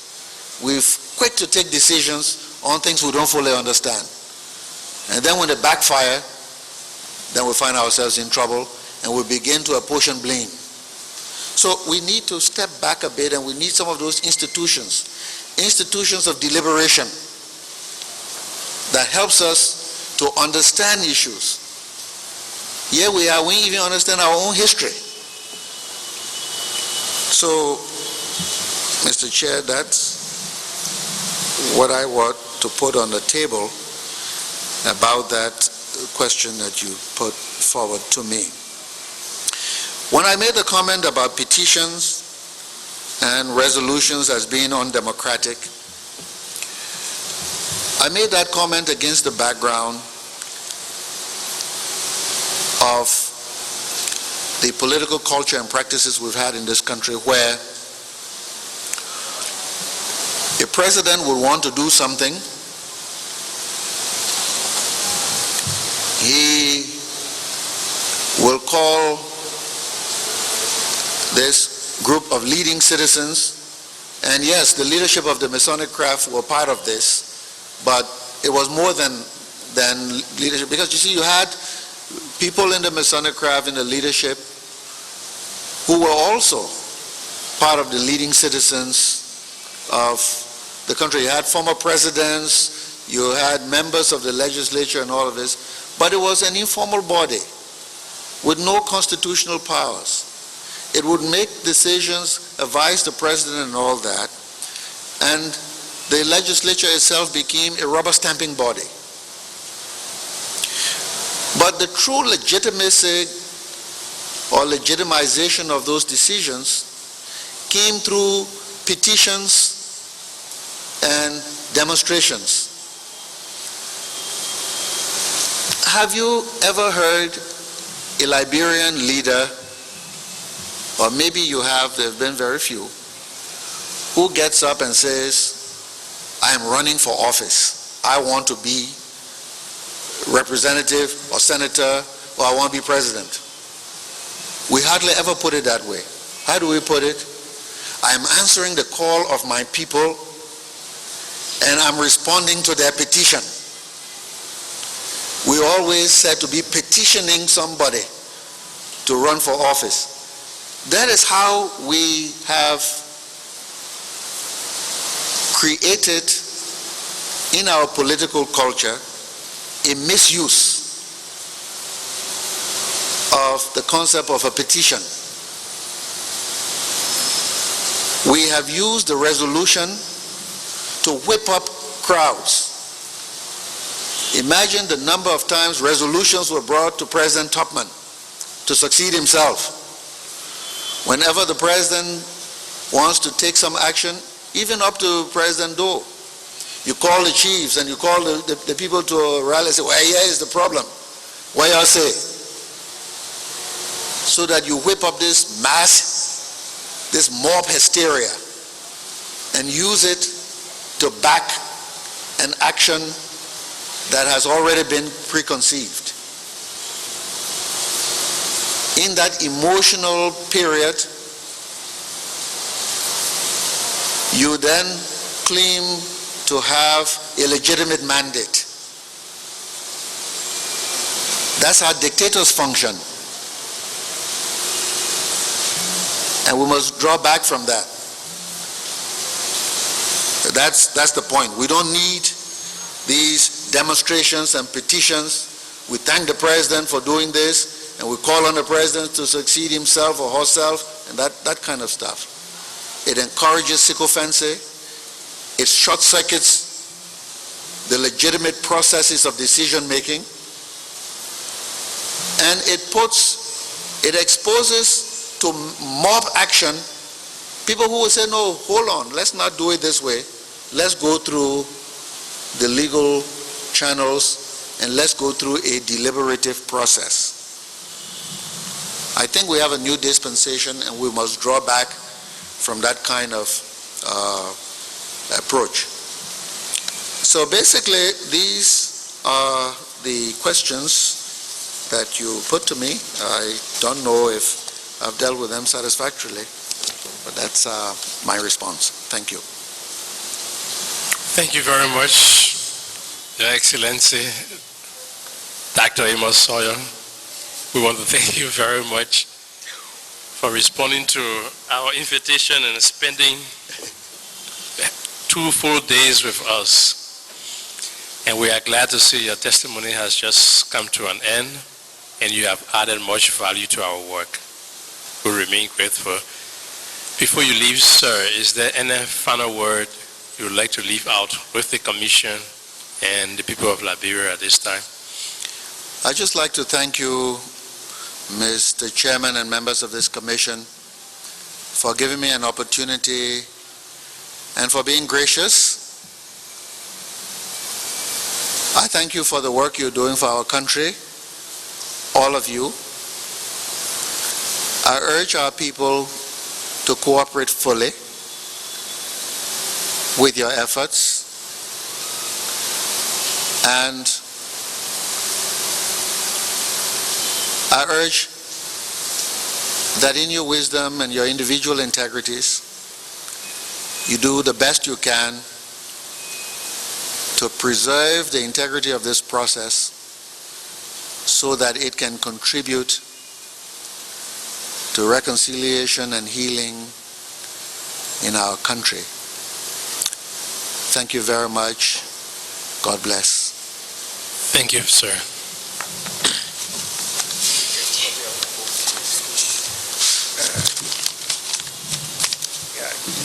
I'll send you things. No. We have a meeting tomorrow, so we have to find another date for him. Yeah, tomorrow's Saturday, so yeah. We got any historians coming. Yeah, so that's a week after next. Yeah.